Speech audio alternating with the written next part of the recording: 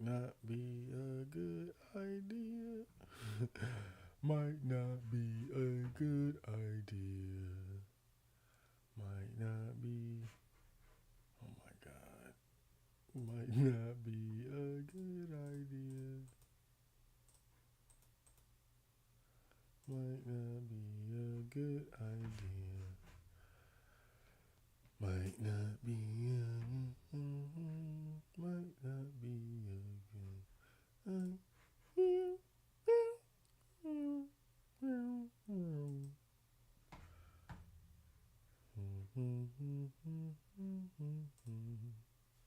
Wait a minute.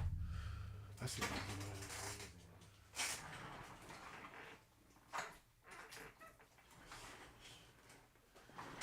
You goddamn little piss pods. Yeah, give me the big shit. It's gonna fuck my hat up, but give me the big shit. Give me the big shit.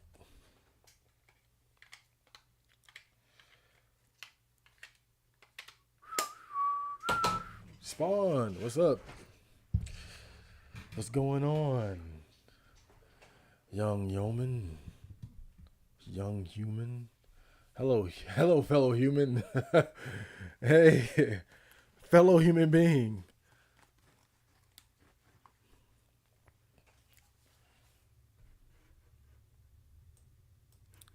Fellow human being. Is my shit? Hold up.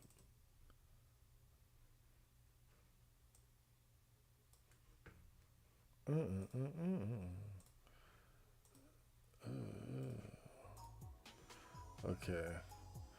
I'm just doing a quick sound test here. Boom, boom, boom, boom, boom, boom. Young human. Human being. I'm a human being too. I'm kidding. I am really human.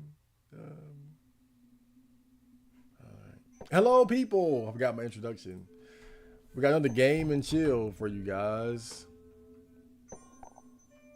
Today I'll be playing some Fear and Hunger. I'm not gonna lie, I was kind of obsessed with this game earlier this week. I would say Monday, Tuesday, and Wednesday. That's pretty much all I did was play Fear and Hunger. I think I kind of figured it out a little bit, but I still suck. This game is pretty gnarly, man. Clear. Can't believe you didn't put me in the comments video. Did I? Did I not? Yeah, I hit like 20 comments too. It was like over an hour of answering comments. I guess it depends on what you said though. That's the thing. Yeah. I guess it depends, dude. You say something interesting, something cool, something I needed to hear.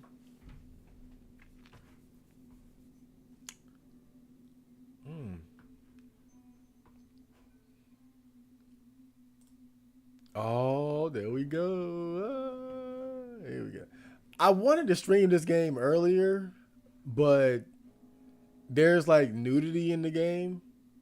Like one of the enemies has a huge cock and it's just like dangling out. It's dangling outside his loincloth because he'll rape your characters. It's kind of a weird game. But I found out there's a censor mod, so I applied that. So it shouldn't be. That should get because there's nudity basically. There's like fucking and stuff, but not a lot. But there is that one monster with the big penis.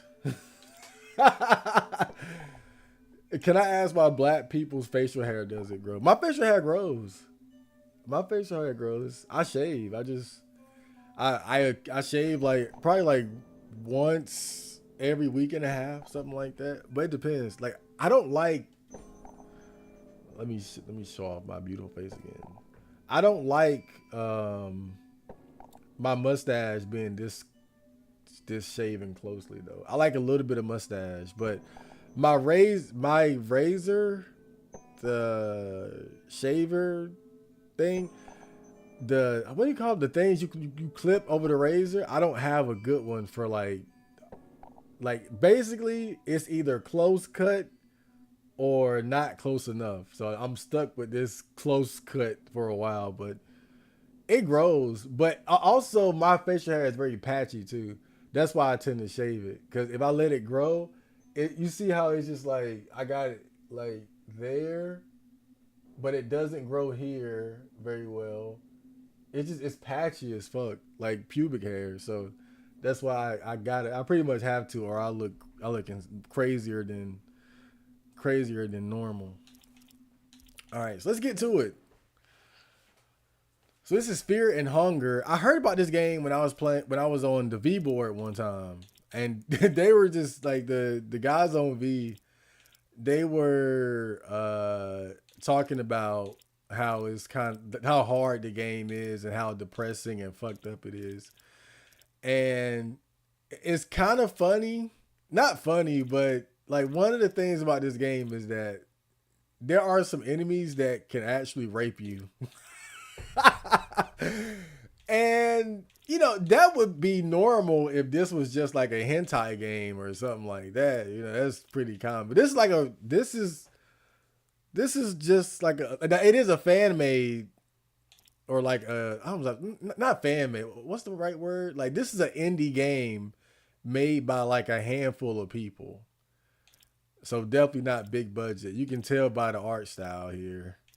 Not the best artist. But you don't see stuff like that a lot of times in RPGs unless it's like an H game or something. And this isn't an H game. It's got some nudity and sexual themes, but it's a normal game.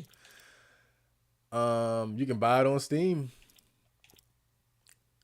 But yeah, this is Fear and Hunger. This game is hard as hell, bro. This game is hard, and I'm probably gonna reset a lot.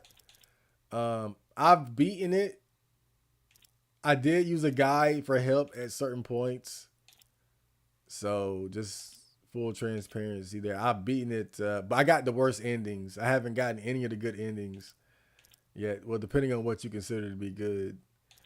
But the only character I haven't started off with is this one, the Outlander. So I might go with him. Or I could continue my save with the girl. Cause she has, yeah, I might do that. I might actually do that, but maybe I don't know. Maybe I should start from the beginning. Okay, I'll start from the beginning for now. Okay, what should I name the Outlander? Somebody got to give me an idea, or I'm not gonna play. I found your channel a few weeks ago. You're a wild character. I wouldn't say wild. I wouldn't say wild. I'm a very polite, civilized, friendly person. I just think I'm weird, and I'm not ashamed of it. And I think that's kind of that's kind of my thing. Just being unapologetically weird and good looking. Woo! You should look up a guy named Ray Lifestyles. Ray Life. Never heard of him. What does he do? What should I name the Outlander? I'll wait. I'll wait a whole hour if I have to. Oh, great. We got drop frames. I'm sure that won't be a issue throughout the whole damn stream.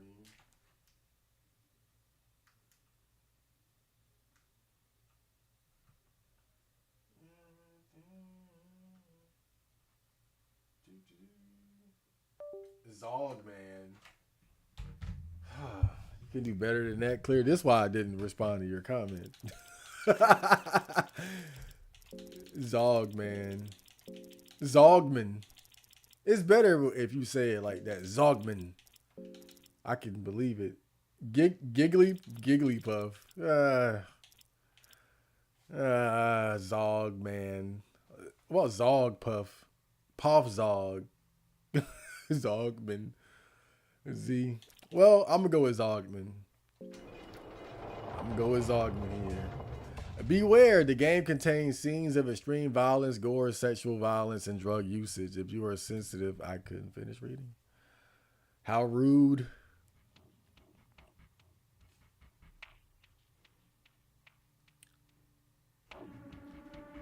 Fear and Hunger.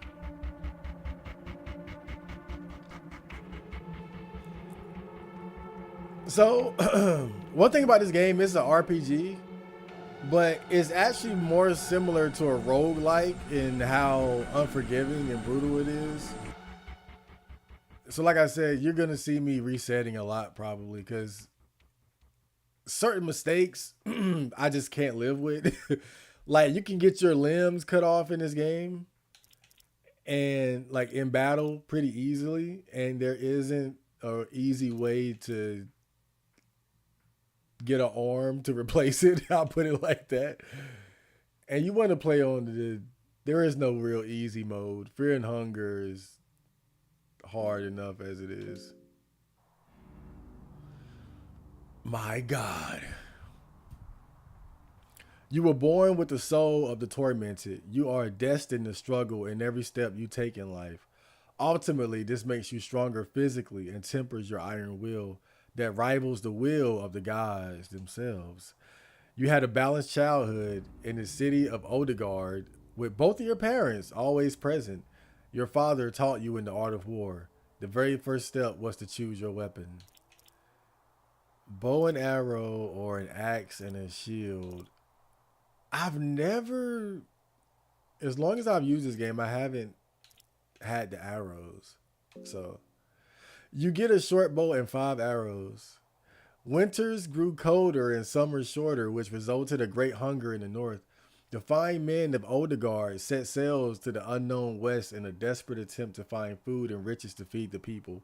You had grown into your manhood and boarded the ship. After months of sailing, the sea saw no end, and the crew was struggling. Some lay weak under the deck, while some embraced the cold, dark sea. As the weak met their fate, the rest indulged in the greatest sin. Devour your fallen comrades. Don't give in. If you all right now, you choose this option, you gain the Devour ability, I believe. Yeah, and so with that, you can eat the enemies that you kill, which is kind of important. Not a bad skill to have. As if the trip wasn't gloomy enough, when you finally found land, it was something no one in the civilized world could have ever imagined. From the far reaches of the world, you found the dark continent of Vinland. The continent had never been touched by a civilized man. The land was tainted by ancient deities and gods you had never even heard of. The things you witnessed there left a mark in you that could never be washed away. Some of your comrades lost their mind while others tried to pillage anything worthwhile before leaving the macabre place. Don't touch anything and flee back to your ship. An ancient artifact was brought from the Dark Continent. You knew it was a mistake, but the choice wasn't in your hands. You knew something bad would follow sooner or later. The bad omens would soon reveal themselves, and sometime after your return during one of your many hunting trips, you came back to your village only to witness your worst fears come to life. A mercenary army had raided your village. You witnessed your home village burning, your family slain, and an artifact stolen. Those who survived the raid described the army and its captain. He was the famous captain from the fabled mercenary army Knights of the Midnight Sun. You immediately packed and left after him. The man would witness the iron will tempered both in the freezing north and in the dark continent of Vinland. Rush straight after him. Because you want to get Dash, which is also very important. You learn that the man has since been taken into the dungeons of Kingdom of Rondon, into the notorious dungeons of Fear and Hunger. And so our journey begins. Save your character info before starting the game. Okay. So these are my other play files right here. I try to keep like 3 for each character because you fuck up a lot, basically. All right. Put that right there. Here I am in the dungeons. Oh, great. We already got a nice weapon. I should be able to shoot an arrow. Oh, look at that. I think that could instantly kill an enemy from what I heard. But this is my first time using the arrow. Oh, great. That's fantastic. So a big part of this game, you're going to be just trying to make sure you collect stuff so you don't die. God, I hope those dogs don't come in here. You search the you search the crate for anything useful. You find L. Okay. There is a guest book on the table. Someone has written passages here. This nightmare is taking its toll on me. I am devolving into a something far lesser than the man. I'm realizing that there were a lot of typos now that I'm reading this out loud. This definitely was made by somebody in their basement. Than the man I once was. All the high morals and ethics, I have no value here. The things I've done to survive. There is no place for a little miscreant like me in the warmth of the sun anymore. I am a part of these dungeons now. Part of this never-ending nightmare. Just a one more cog in this machine of fear and hunger. In a way, I find it comforting. I have a definite place in this wicked world. I am writing this here as a warning for anyone who happens to step down to the darkness. Do leave if it is possible. You find a small booklet under the guest book. You take the Book of Fears with you. So, Phasmophobia. So the reason why this game is called Fear and Hunger is because in these dungeons, I think the story is that this is like ancient. It's like an ancient dungeon that is like a connection between like the normal world and like the other worlds, like the world of the gods and demons and monstrosities and things of that nature. But there was a prison that was built on top of it. And for whatever reason, you know, the barrier between like this ancient world and the evils that lie dormant in it started to merge with the prison. And so it's pretty much become one. So it's a lot of fucked up shit in this dungeon, to say the least. But the reason why it's called Fear and Hunger is because anyone who comes in here into this dungeon, their fear begins to take over them. So you got to manage. You see down there where it says mind, you got to keep that from 0, because if it reaches 0, I think you would go insane. I guess kind of like what you would see in like one of those H.P. Lovecraft stories involving, you know, Cthulhu and his buddies. But also hunger. So while you're in this dungeon, your hunger increases at an accelerated rate. So you have to be constantly eating to keep your hunger from getting too high. Because the hungrier you are, the more debilitated you'll become because of it. So most of the game, other than like the fighting and exploring, is about managing your hunger and your fear. The fear part not as hard, but hunger for sure. That's why I wanted that devour ability, because I can eat people, and and that makes it easier. That makes it easier to manage. Do you get a Pokemon? Well, you get a crazy looking wolf later on. Cool name. Welcome to the stream. We're playing some Fear and Hunger, a game made by a transsexual in a basement somewhere. There is a guest book. Oh no, okay. I just read that. So you see there, he has Phasmophobia. So I think the way it works is when you start a new game, your character is randomly given a phobia, which is a fear. So anytime you encounter that fear, you're going to be at a disadvantage against an enemy that pertains to that particular phobia. So in the Book of Fears, they explain it here. Necrophobia, fear of death, dead and corpses. Phasmophobia, that's why I have fear of ghosts and ghastly figures. That's a good one because you don't run into ghosts a lot in this game.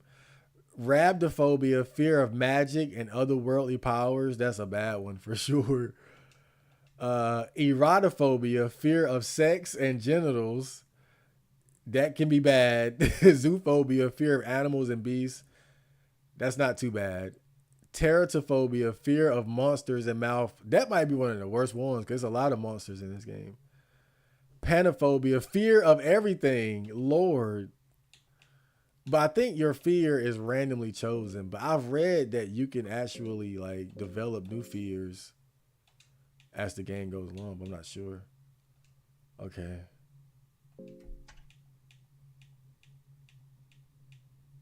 I'm moving slowly because I know there's like an enemy around here. And he scares the shit out of me every time. Because he comes out of fucking nowhere. Okay. A ritual circle is drawn and carved here. Show love, pray. Okay. Who should I pray to? Grogaroth. There are different gods in the game that you can pray to. Some of them have like different expectations though. One of them likes sex. One of them likes sacrifice. And so the greater bond you have with that god, then you get access to like more skills pertaining to that god. And I just saw the first enemy over there. That's the guard with the very big penis. With the to put it bluntly, I don't know though. Okay, he's still over. All right, there's that girl. I'm not fucking with her right now. Yeah, so these are the new gods here. There's a statue depicting the new gods. Someone has written, "Save us" here with blood.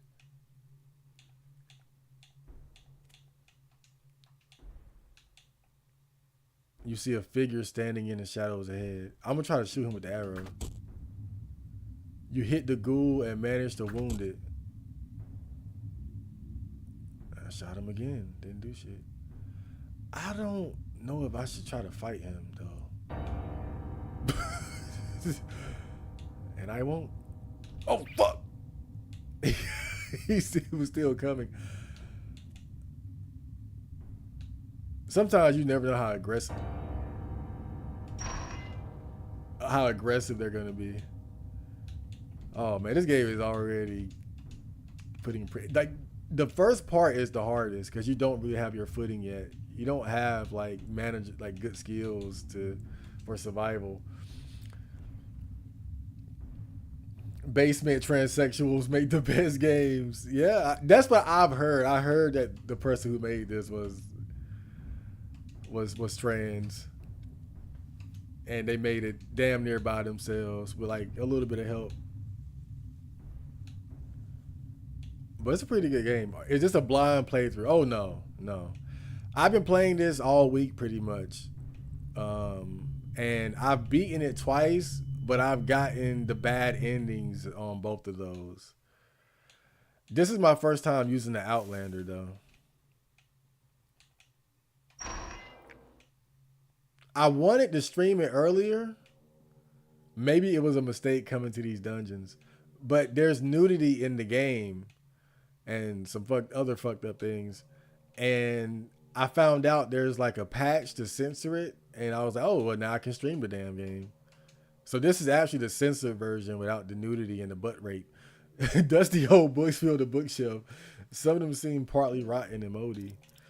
So when you in certain parts of the game are pretty much luck based, where you got to pick heads or tails, and if it differs, like the outcome or what's at stake is different depending on the situation. But sometimes when you search for stuff, if you call it correctly, you'll get a better drop basically. So I pick heads here, and I got tails. So he found nothing. If I would have got heads, he probably would have found something. You find poems of love and torment. That sounds fun. Zogman is starting to feel hungry. Ooh, don't talk to them. You search the shelf for anything useful. You find a purifying talisman. Oh, I forgot. Wait, are all of them like that? Oh, no, okay. Never mind. I thought there were 2 things on each of them.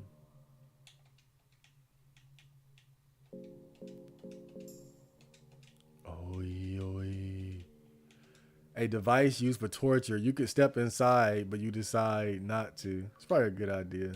Zogman. An Iron Maiden waiting for the next poor soul to see its insides. Now, I will say this is a good game, but this game steals a lot. And you can tell. The more you play it, you realize it. Like the creator took a lot of ideas from like Dark Souls and HP Lovecraft, Berserk. So it's a good game, but it takes a lot of inspiration from other great works. That's for sure. You hear footsteps closing in. Hey, it's Buckman. No, wait, you're a sane one, right? Yeah, of course. I'd be dead otherwise now. I don't have time for this. Listen, I've been lost in these dungeons for what feels like a lifetime. My sense of time has become blurry. It might be years, months, I fear even just weeks. I just cannot handle it any longer. I feel my mind giving up already. I just can't. I don't know what business you got here, but if I were you, I'd run out as fast as possible. If escaping the place is even possible anymore. What was that? So you might think, well, if it's so bad, why don't people just leave the dungeon? Once you step past the mist, you can't really get out because the mist is like, I don't know if it's like magic or something. But once you get too close to the dungeon, it's like it goes out of its way to keep you there. So it's very hard to escape. Like if I tried to leave now, then it would say the mist is too thick, you're getting lost. Or something like that. Is there like a rapist up here or something? You hear a crack underneath your, oh shit. You hear a crack underneath your feet. Great, I fall through the floor. Fantastic. Now I'm in the prisons. That's just great. Oh, I thought it was my legs. Okay. Is this the way I die? Alone in a wet and pitch black dungeon that smells like blood and semen? Wait a minute. I fell down. My legs are busted. Is this the way I die? Alone in a wet and pitch black dungeon that smells like blood and semen? Oh, man. So that's apparently somebody fell through that same hole, but they broke their legs. You search the crate for anything useful else. So when you drink alcohol or smoke tobacco or smoke opium, it heals your mind a little bit. Indie titles and basement transsexuals go together like peanut butter and jelly nowadays. I gotta keep an eye out for the basement trannies, man. They apparently they're making all the good games right now. So you can see I've only been playing for a little bit and my hunger is already like at the halfway mark.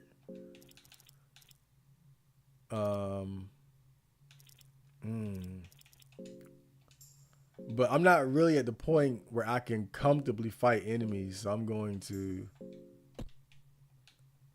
avoid that for a while. You want to wait until you at least save for the first time. Wait, didn't I just pass? I didn't save. I should have saved when I was by Buckman. You save at beds, but of course nothing in this game is really convenient. So you can save at beds, but you gotta flip a coin when you do it. And if you don't call it correctly, you get ambushed in your sleep.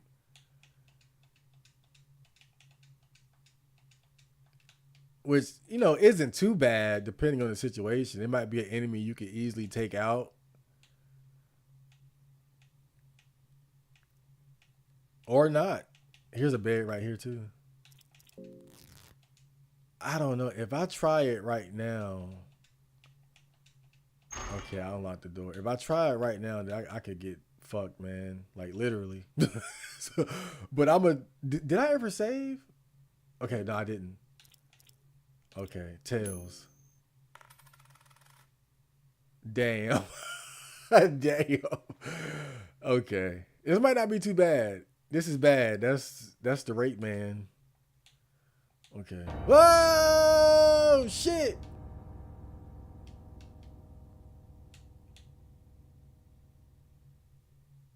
Okay. Oh man. What a first day. Just like real life. Anton Chigurh. Who's Anton Chigurh? Oh shit. Oh, he got stuck in a corner. Fuck yeah. Yeah, that's I got lucky there. So no oh, and if you call it wrong, you don't get to save either.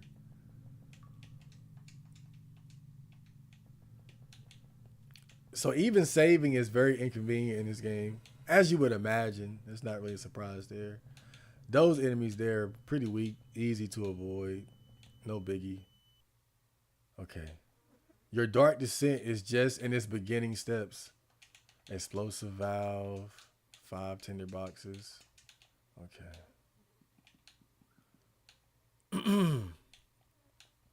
If you've ever played Dark Souls, you can tell who that enemy is inspired by. He's pretty slow, so I ain't worried about it. But I'm pretty sure in Dark Souls, what's that battle called when you fight was it Smog and Borstein or some shit? Like those the guys you gotta fight simultaneously? Like there's the fat one and the skinny one. I think this enemy is inspired by the fat one, basically. But yeah, this game takes a lot of you can tell it takes a lot of inspiration from like Dark Souls, especially with its vague, ambiguous storytelling style where you gotta like you learn about what's happening by just exploring the environment more so than it being told to you directly.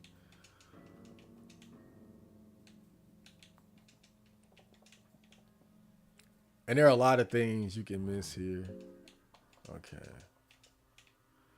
Now this is one of the few beds where you can save without being ambushed at least the first time, but you don't want to do it again. I'll put it like that. I'll just I'll put it like that. Oh, Chick, I thought his name was Sugar. You need to watch No Country for Old Man. He flips coins and decides people fake. Now I've seen the beginning of it. I seen the beginning of it. He walks around with that. Is it like an air gun or something?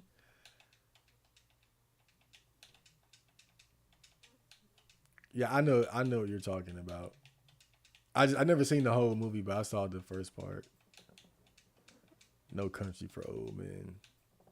Zog man is weak from hunger. Okay.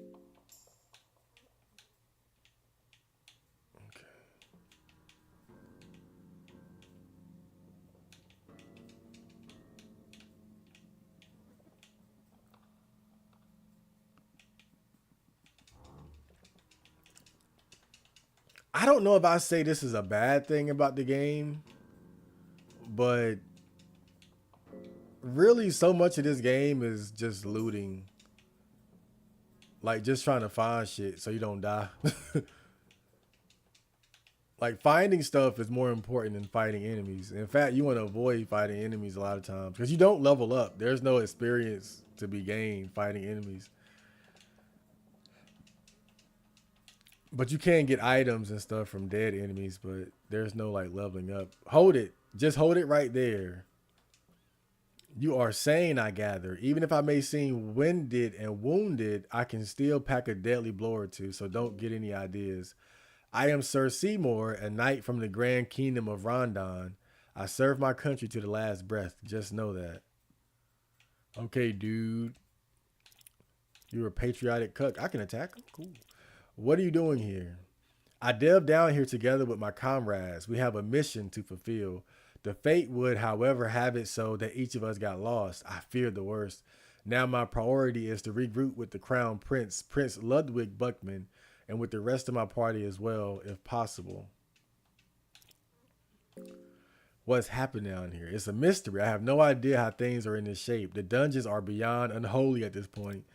Any tips for survival? Any tips? You seem like the type that can handle yourself just fine. Just stay on the defensive side and you might just make it. Whenever you get a bad feeling, guard. It's better to be safe than sorry. Another good pointer would be to behead anything that comes close to you. As tempting as that might sound, it might be a tricky feat to pull off in the heat of battle. Try to shake the balance of the enemy first. Maybe attack their legs and only then go for the finishing blow when you know the enemy won't be running around wildly anymore. Patience is definitely a virtue in combat. So he's trying to teach you the game there. The table has some old weapons. Like, oh yeah, so you can find lucky coins. So you see that I got 2 down there. If you hold X and then flip the coin, then you flip 2. So you have a greater chance of getting good loot. So I got a head and a tail. Wait a minute. I ain't get shit. Well, I don't know what happened there. Okay. I say you want to keep at least 1 lucky coin for a battle. You find leg guards. Because some enemies have like 1-hit kill attacks. A pair of leg guards to prevent serious injuries. I don't know if these will prevent your legs from being chopped off, but hopefully it will. Like I said, you can lose limbs very easily, and it's, for me, that's game over. I'm not about to crawl around for the entirety of the game because I got my leg chopped off. Oh shit.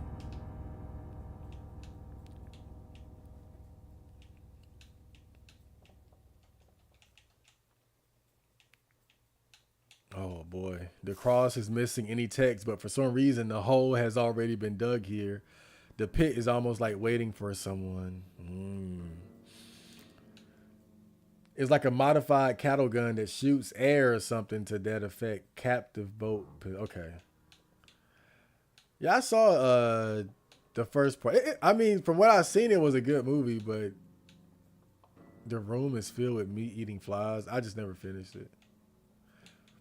I heard the ending kind of sucks anyway, though. Like, it's very anticlimactic.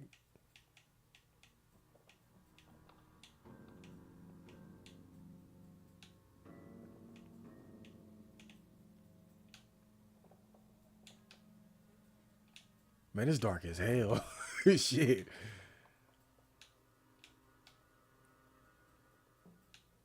Okay.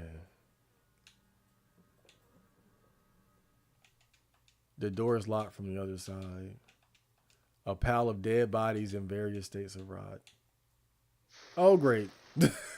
I still don't know what this is when this happens. Like, I don't know. You get sucked into the ground.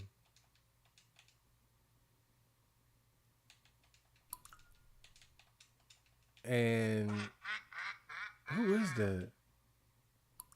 Yeah, I don't know what this is. Like, this happened to me every time I played, but I don't know like what the point is. And then you walk out this door and you're back in the basement. I don't know. So with these creatures right here, you can tell these are inspired by like something out of a H.P. Lovecraft novel. They just got that otherworldly Lovecraftian look to them. I say stay the hell away from them. They're pretty slow though. I just realized we haven't seen a fight yet. That's good. That's good.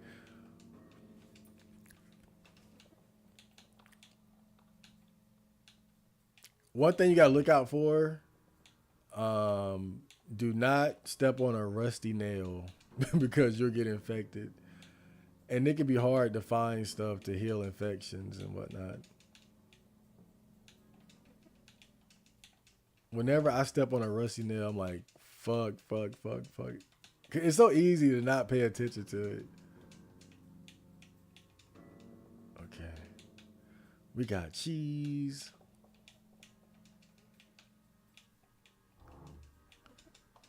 And also you got blue herbs, red herbs, and green herbs, and you can combine them. So that's an obvious nod to Resident Evil.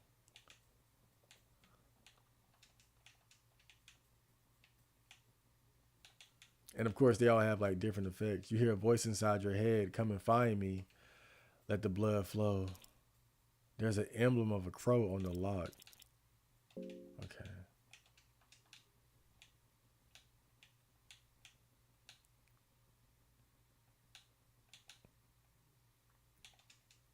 A strong smell of gore fills the darkness. Very inviting.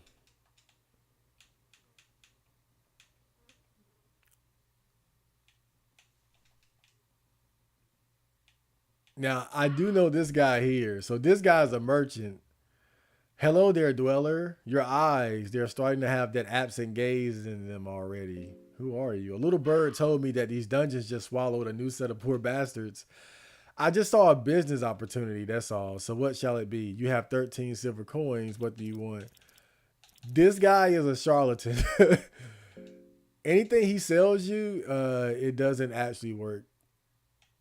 Like, whatever you whenever you buy anything from him, he'll leave, and then you use it, you realize, oh wait a minute, I just got fucking swindled. Okay, I'm gonna blow this up, but oh shit. Okay, moldy bread. That sounds good.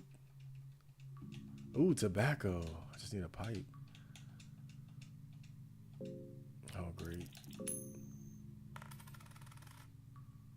Oh, fantastic.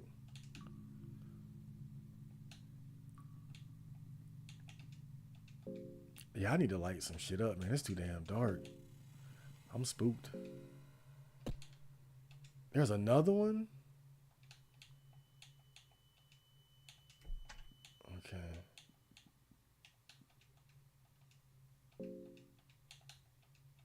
One of the maggots runs up your arm. Awful smell comes from all the rotten meat on the table. Plates are covered with maggots. It does make you wonder if someone actually eats this stuff. After all, why have them here otherwise? Okay. Oh, a leather helmet.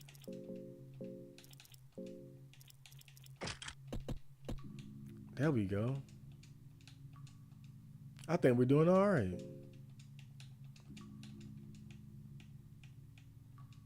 All right, this is a furnace. I think you can cook your food here. Like when you find meat, you can roast it here, and it makes the meat heal more of your hunger, basically. So you can eat raw meat, but I think raw meat can make you sick. I'm not sure though. But definitely you want to cook it so that your hunger will be healed more. The ending is good. All right. I'll take your word for it. Because I heard otherwise.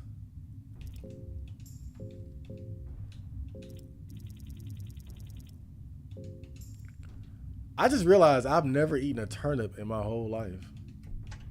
Who the hell wake up and be like, I want to eat a turnip now? Right this moment. There you go. Run. Those guys like butt sex. I mean, most of the time they'll just like chop you up and kill you, but occasionally,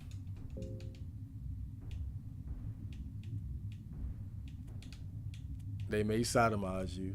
There's a map showing distribution of army units on the table. You find captain's orders among the documents and 4 tinderboxes. Okay, yeah, great. Nothing. A pipe. There we go. Now I can smoke that dope.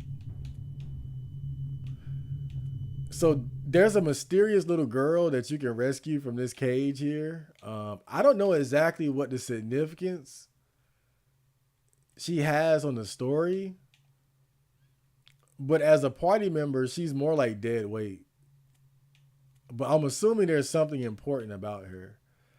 But I'm going to avoid her for now because I want people who can actually fight and save my life.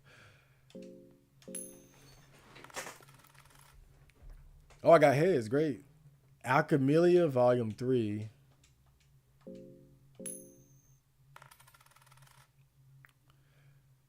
Now there's one item in the game that's like, I don't know if I say it's broken. Oh shit.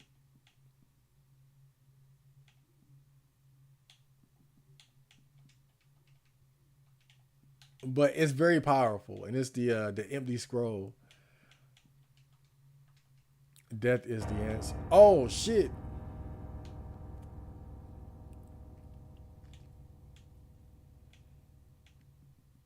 But yeah, there's an item called the empty scroll, and if you have a quill and an empty scroll, oh what the fuck, bro? That's crazy. They deep down there. Can I?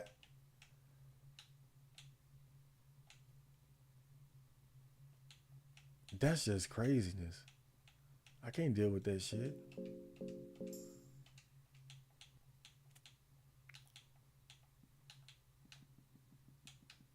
But with the empty scroll, you can ask for any item, or you can ask like basically you use it to communicate with the gods, and you can ask them for any item or teach you any skill. So obviously that's very very powerful.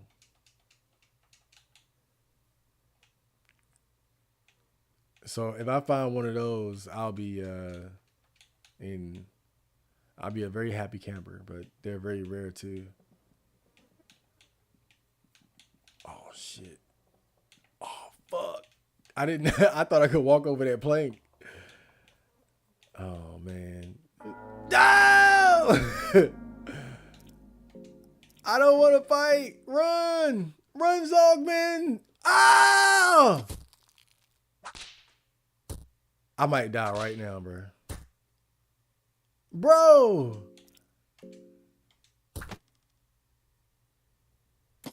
I got worms. Great. Dude, everything I just did, I might literally die here. Okay, I got him. Oh my god, that was terrible. I think I can eat these things though. Okay, I ate them. So I got worms. I think when you have worms, you get hungry faster. Um, and I forgot how to cure worms, like what you need. I know there's like a dewormer, but I don't have any. Okay, so orange, green, super senses, greater healing. Blue is greater healing. White powder, murky, highly explosive. Okay.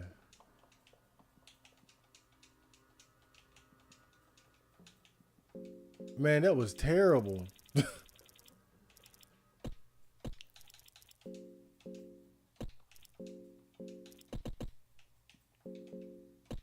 That one battle, and now I'm down to like 31 HP. That's great. Which one heals? I think the blue one can heal you a little bit. So I'll use that. All right. Let's try not to fight anymore for our own well being. And there's cock and balls and rape. There is. Let's try to avoid the rape guards though, for my sake. But that's what it is. Cameras, what's going on? Wait, why are you playing Ragnarvalder? Because I've already played with the sorcerer, the knight, and the rogue or mercenary. This is my first time playing with Ragnarok. I'm gonna call him Ragnarok because that's a cooler name. We actually called him Zogman though.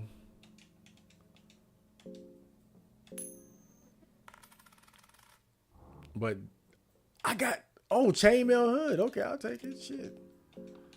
We called him Zogman. You can blame somebody in the chat for that. I let them name him, and that was the best they could come up with.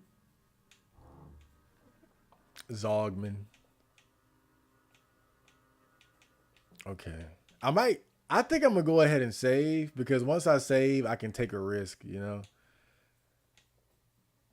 But because I haven't saved since I got in here, I really need to do that because I can't take any risks right now because I have to start all the way over. Like if I get my arm cut off, this room feels somewhat safe as a place in these dungeons. That is. All right, so watch this. So that's one of the few beds where you can sleep and save without being ambushed if you don't get the coin flip right. But then look at this. Look at this. It felt like someone was watching while you slept. This room doesn't feel safe anymore. So basically, if you try to sleep in there again, there's an enemy called the Crow Mauler, and he's very dangerous. I'll put it like that. And he'll show up anyway at some point. But you don't want to tangle with him. He'll bite your head off, pretty much. He's a dangerous guy. PlayStation, what's going on? Which console is this game on? We're PC over here. I'm a PC Chad these days. To cure worms, you need worm juice, but it will poison you after you drink it. That's the downside. I remember one time I got poisoned, and it took me so long to find the antidote, bro. This game is just so brutal. I couldn't fight because if you fight, then the poison starts working its magic and you start to die slowly. Oh shit. I think I can get the mercenary in here, but I forgot where he's at.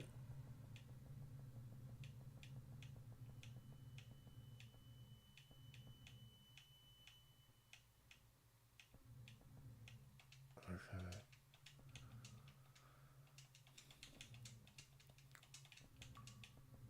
Oh! Oh no.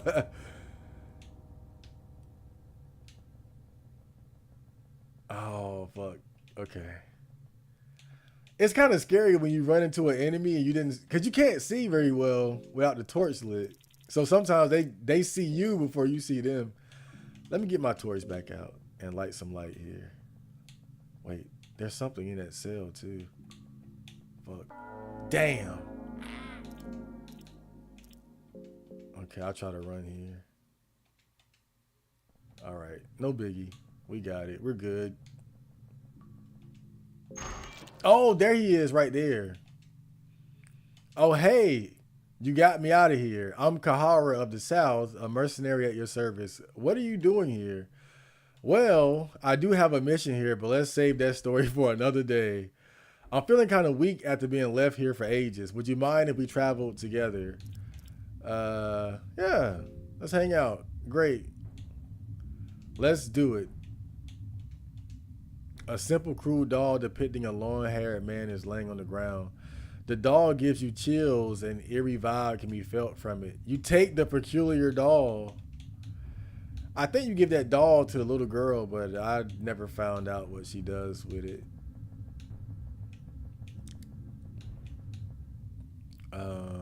Oh shit. They're looking at me. Now I know when you first link up with the mercenary, he's gonna rob you and leave. The mercenary Kahara seems to have left your party without you noticing it. You are missing a blue vial. It must have been stolen. So you don't keep him for long until you find him again later. Because he really just wanted to rob you and dip out. But when I find him later, then he'll join permanently. Oh, shit. What am I doing, bro? I need to get the hell up. Why would you come here? Lord, I'm already stressed out, bro. Was this where I fell at? Yeah, cause that guard is still over there. I did just save. So I could take a risk, but I feel like I'm just not in position to get anything done. Oh, yo, Chad, I liked in the music video. It really keeps me motivated. I don't see why Nice Girl would keep someone motivated. I hope Nice Girl isn't motivating people to do things. Oh man, that is not a motivational video.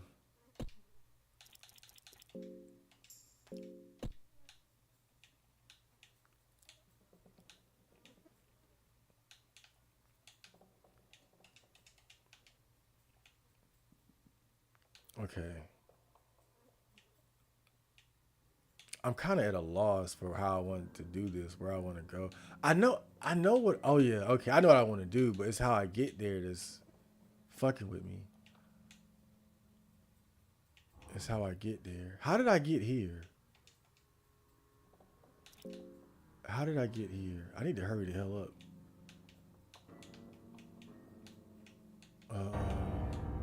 Shit.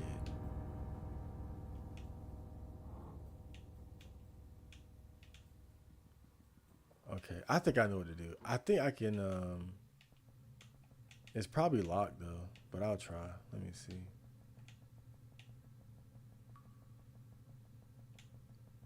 The layout might be different though. I think the layout is different. Yeah, because the dungeon changes.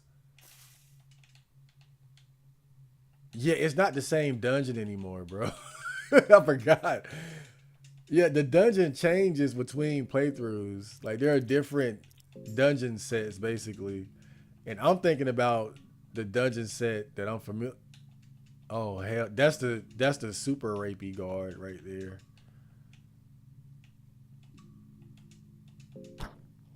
Okay, that's a good start.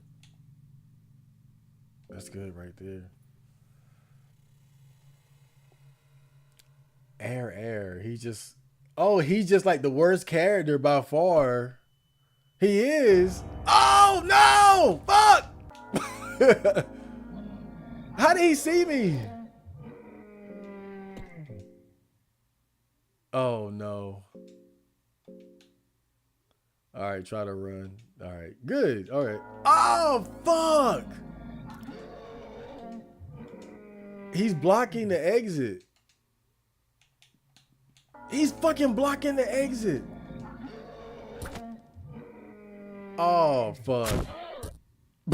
Dude. Oh man. Your head hurts you. Oh no!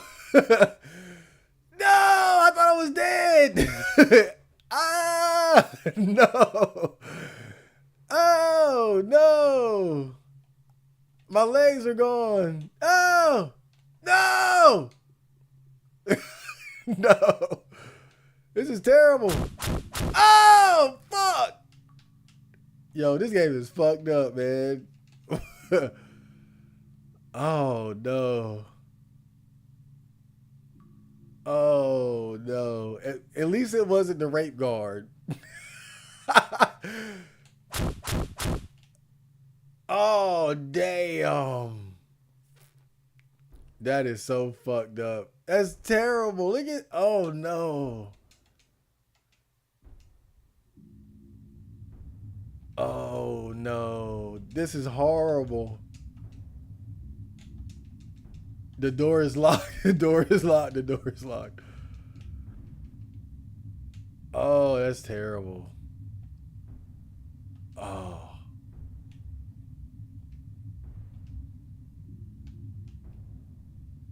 Oh no.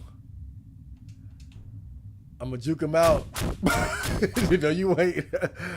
Ah, that was horrible. What the fuck? Damn. This game would be way too much for me, man. Oh, Lord. That was horrific. Oh, man.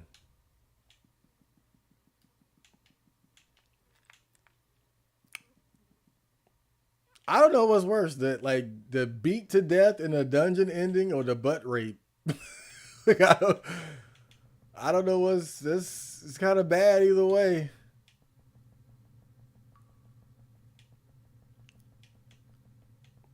God damn.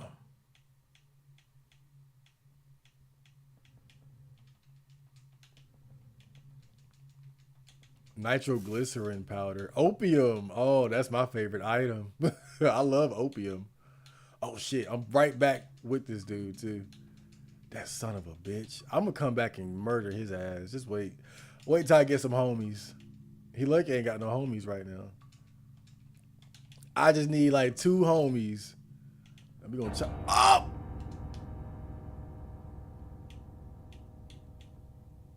He didn't see me. Damn. Okay. Now that enemy right there, see, I have the censorship mod on. But so he has that loincloth. He has the loincloth there. Normally he has a big dick just hanging out. That's the rapey guard. You don't want to get you don't want to have your ending have anything to do with him. Okay, we got away.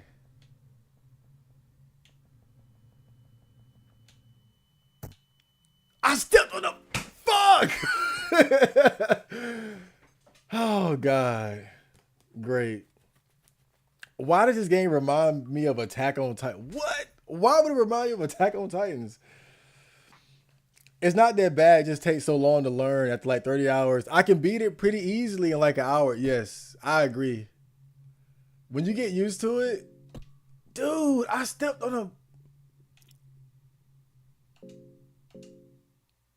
I don't feel like dealing with that right now, bro. I'm gonna just go ahead and reset it.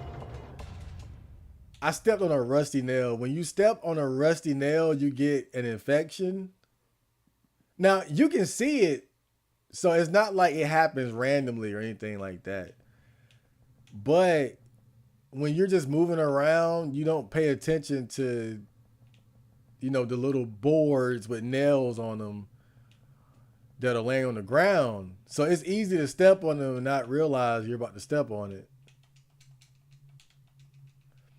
And so when you get the infection, you have to cure it with I think the rate of infection is determined by the amount of screens that you've transitioned to. So as you move throughout the dungeon, the infection gets worse. And if you don't cure it within I think 6 or 7 transitions, you die.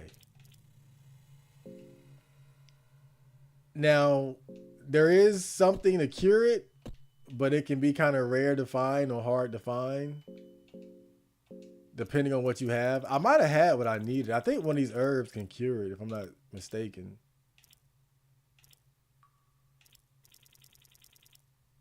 So I might have overreacted there. But you can also just cut off that body part, basically.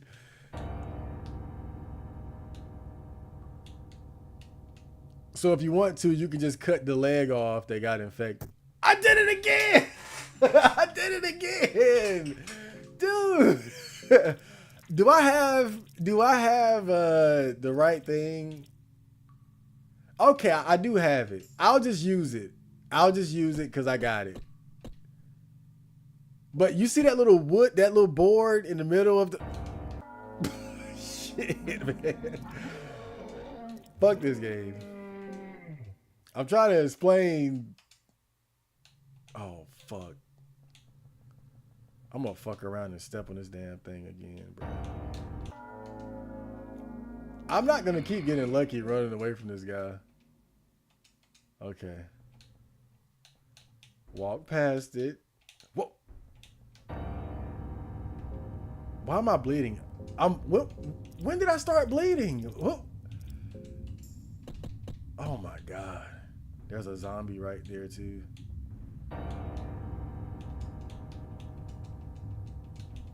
Lord have mercy.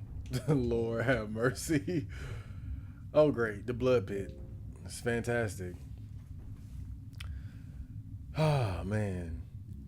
How much longer are you going to be playing this? I'm not sure. I'm just I might actually switch over to my other file where I'm using the girl, the knight, because I finally managed to find what's his name? That character that's based off Griffin from Berserk, Lagarde. I managed to find him before he gets killed. And it's kind of hard to do that. I finally pulled it off and I saved and I stopped there. But I finally found him and got him to join the party. And I know there are like certain endings that you can only get when you have Lagarde.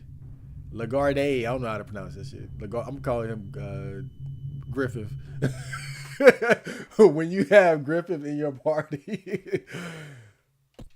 Fake ass Timu Griffith.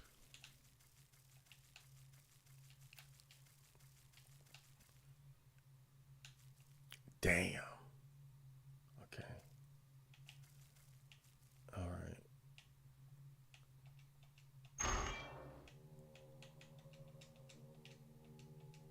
Skinny knife. Oh, great. That'll be fun. That'll be real great. Oh man. It's over for the Zog man. He got fucked up. Thank you for responding to the comment. Yeah. I do that sometimes. I really thought you were like some angry incel. I just feel like you have maybe fully decent, not fully, not definitely not fully. Don't go there. You know, cause I thought about it. Cause sometimes people expect me to be like some fucking Nikola Tesla monk or some shit like that who don't care about who don't look at women or think about women or talk about women. Bro, like women are awesome. Really, what I realize is that I love women. I hate the dating game because it's so brutal. It's unfair. It's terrible. Ambush it. A wretched looking person walks out of the shadows. You attack him straight away. So this character right here is inspired by if you guys ever seen Berserk, the torturer in the dungeon. A lot of people speculate that he was inspired by that that cretin. But he's pretty easy to beat, so I shouldn't have an issue here. Never mind. never mind. I'll find a way to fuck it up.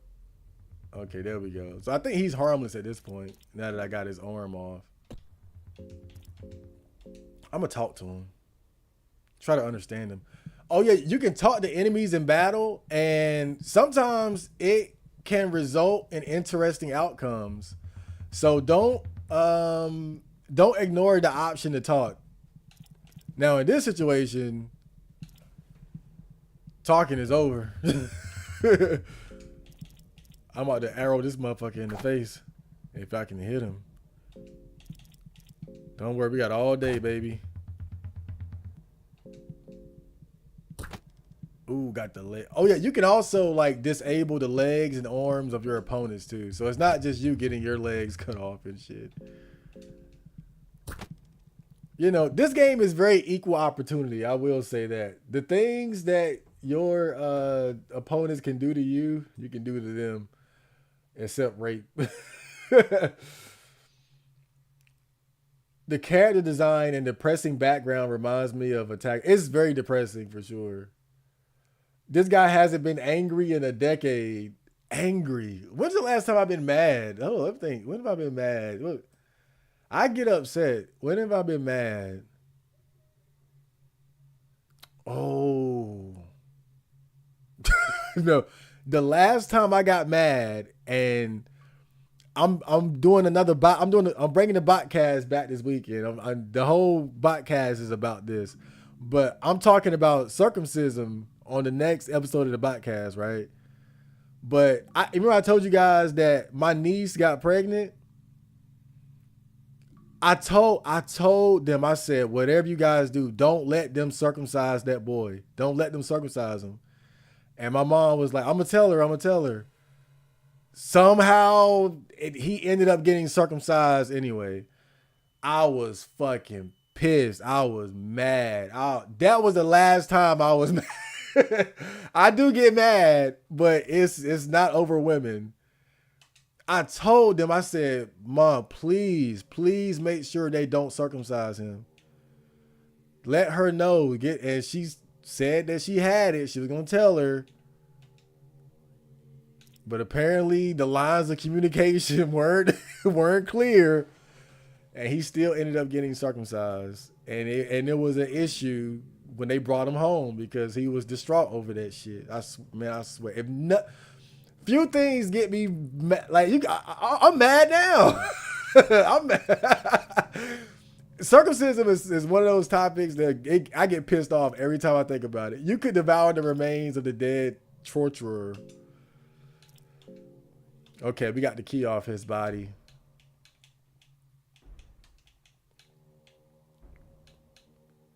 Oh yeah, you see that little button there? You step on that, you get hit by that needle, and it'll poison you. Not good. Buckman, you managed to get rid of that wretched torturer. Absolutely magnificent. But the dangers of this dungeon don't end there.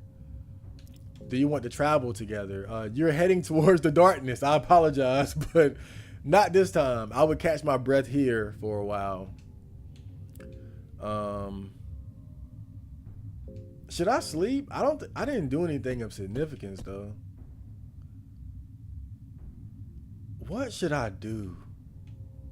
I need a companion. That's really what I need right now. I need to work on getting a companion. And I know exactly who to get, but it's going to be a little dangerous. But I know who to get. I know where to go.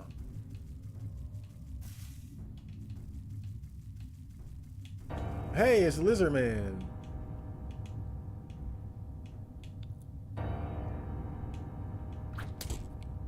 What? Damn.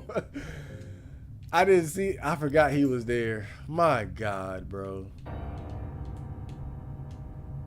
Rushing there. Okay. Oh my God. It never ends. Really, it's the beginning though. Like once you get into it, you kind of got it. But early on, it's hell, bro. I ain't even gonna lie. I don't think these guys can touch you if you're standing still. Okay. All right.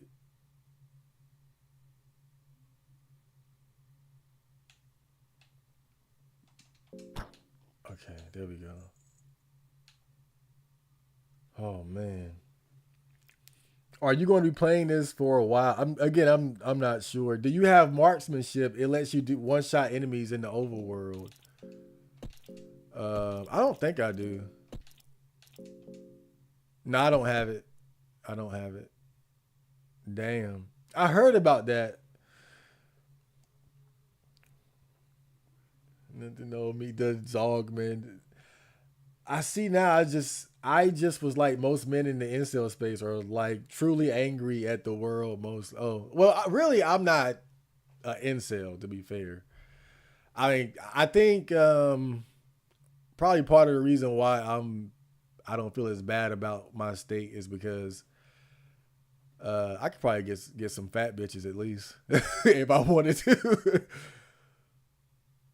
Like if you feel like you can't get no hoes whatsoever, then yeah, that might bother you a little bit. I did not mean to guard either, and I'm bleeding. I might be dead. I might be dead. Okay.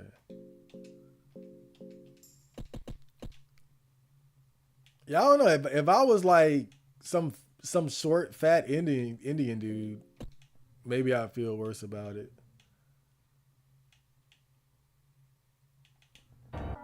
Damn, fuck, fuck, man, just reset the goddamn game. Shit, God, man, let me just start from scratch. Let me just start from where I was at. Okay, Lord, bro, because I was fucked up. How I get back to the to the prison? Shit, is it right here? Okay. Lord, man. This game is, I'm not gonna lie, it's a headache at first. Like the first, like just trying to get your character situated to where he can like survive and deal with a couple enemies is just, that's the hard part. Like right now, I'm too vulnerable. I can't do much. Like little mistakes cost me everything. Okay, I think I can Slip past him here. Shit! Damn! I didn't know I was in his line of sight. Okay. I made it though. Grab that. Thank you. Okay. Now don't step on the rusty nail. Let's remind ourselves here, guys. Don't step on the rusty nail. You're going to be tempted to. Don't do it. Ooh. Ooh, I juked this big stupid ass. Don't step on it. Okay. There's a zombie down here. Avoid him. There we go. All right. Do I still got the rotten meat? All right. Now we're cooking. All right. As long as that lizard man is staying in place, I'm good to go. All right. I'm going to get my first companion down here. It's not the best, but it'll do for now.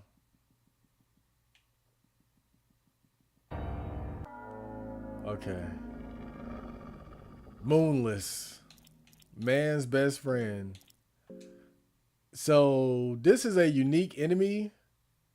Not that difficult to beat, I don't think. But what I found out is that when you talk to her, you can offer rotten meat. You give rotten meat to Moonless. Cautiously, the bee starts eating the meat. And if you do it twice, she'll join you.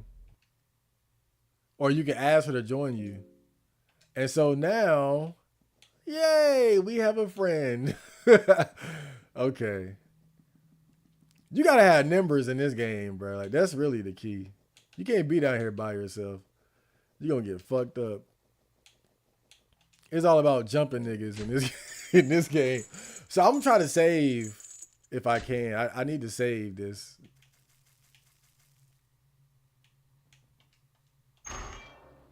If I can. Yeah, I need to save. Moldy bread. Someone or something is walking towards the room. Ambush it. Okay.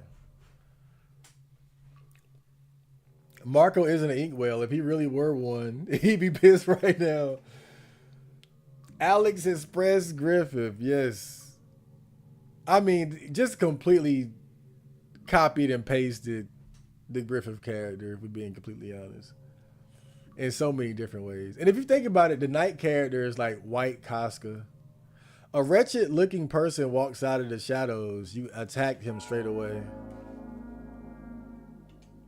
Okay. Oh yeah.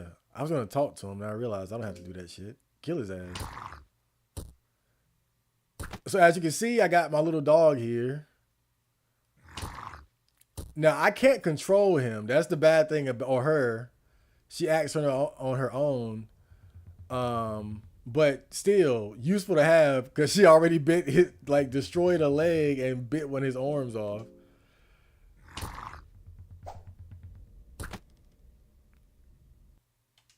So as you can see, like even just having that dog there,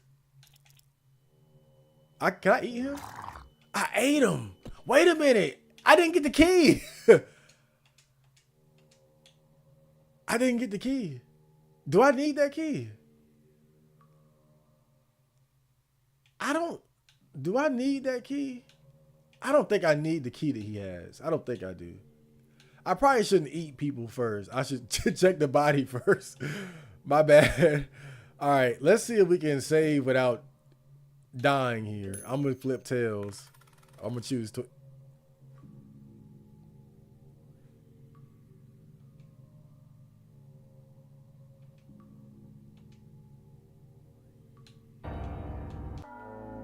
Bruh. Okay. All right. It's not over. We can escape this. Okay. All right. All right. Damn. I gotta stop positioning myself to where I can't get out. Okay, if this game if this wasn't censored, she would have just bit his dick off. Okay, just one more. I gotta escape one more time.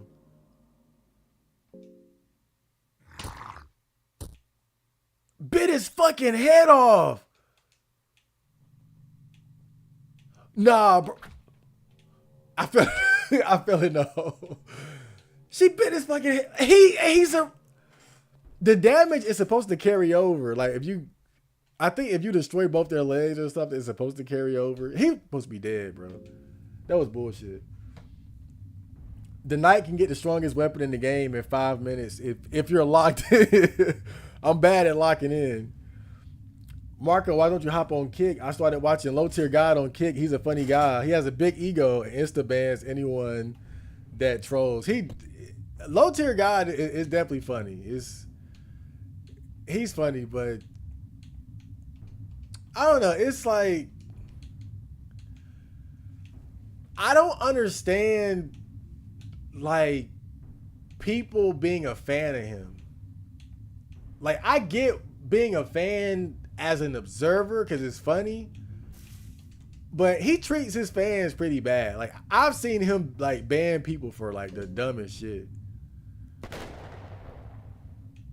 Like I remember one time he was playing Street Fighter 6 and he had just barely won the game, right? Shark teeth, what the hell? He had just barely won the game. And so somebody in the chat said, clutch. You know, clutch, that's good. If you do something clutch, that means that, you know, you won it despite all odds when it was down to the wire. 1 HP. And he banned the guy. I'm like, wait, why did he ban that dude? A crude makeshift saw blade, the razor edge of the blade easily shreds soft skin. Oh, that sounds fun. I'm tired of this damn bow and arrow. I'm about to be sharp blading motherfuckers. And get my buckler on.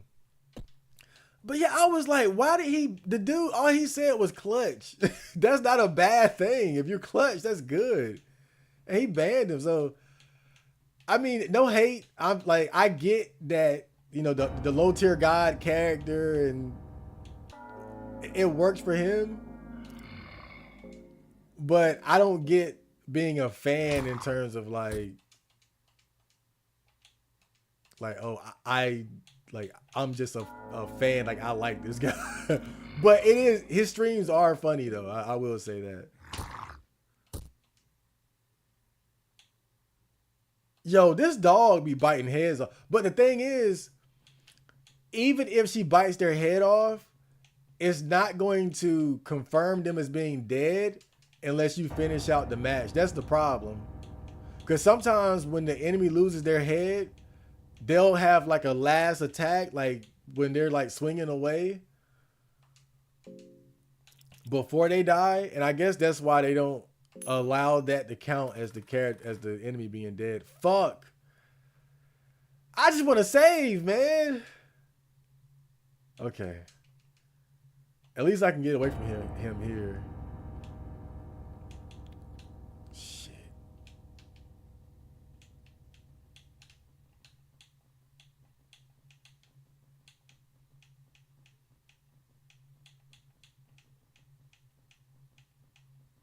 He fucking disappeared. Shit. So you can't keep trying to save in the same spot that you just got ambushed in.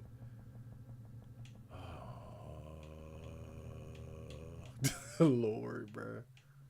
This game is just too stressful.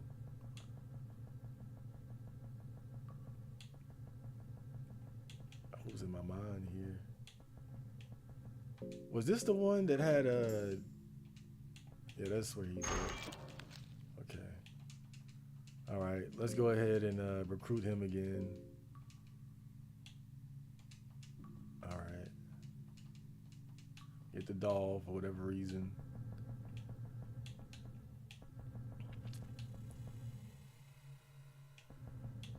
Wait, he didn't have a bed in there. Okay.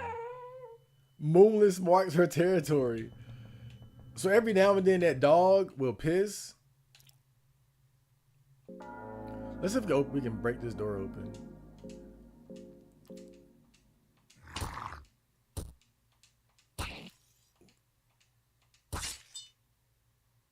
Nope. But every now and then that dog would piss and fuck man, I need a bed.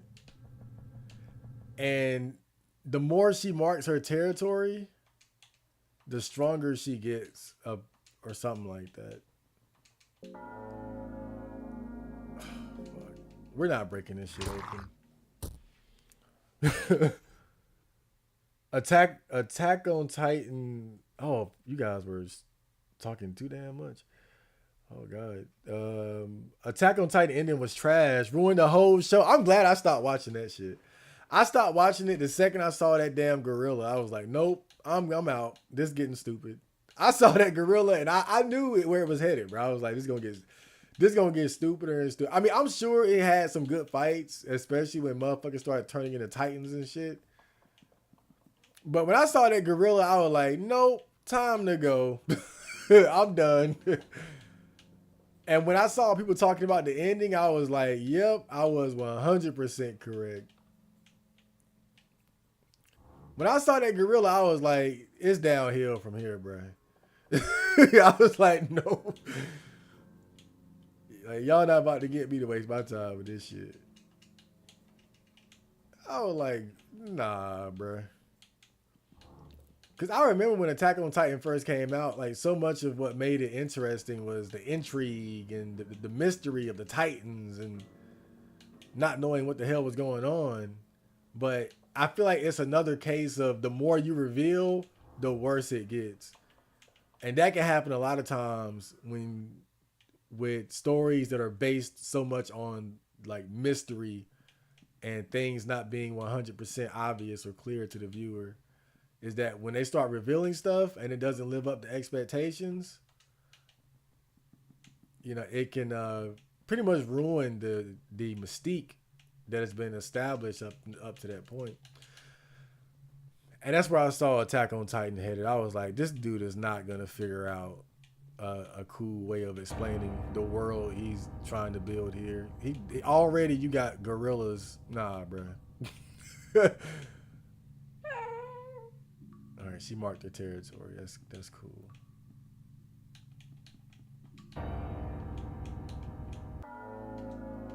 Okay. Oh, he must still be injured from when I shot him with the arrow. Okay, that's cool. Prisoner keeps on fighting even without his head.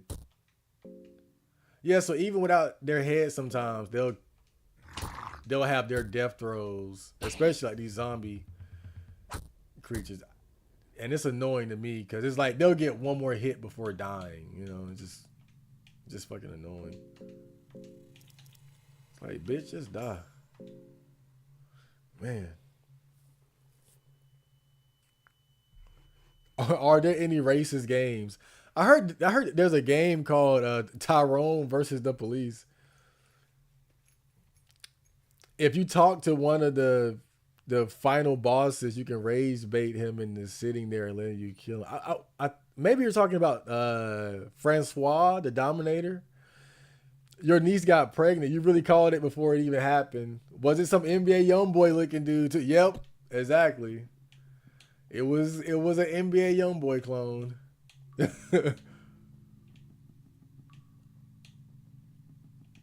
It was an NBA YoungBoy clone.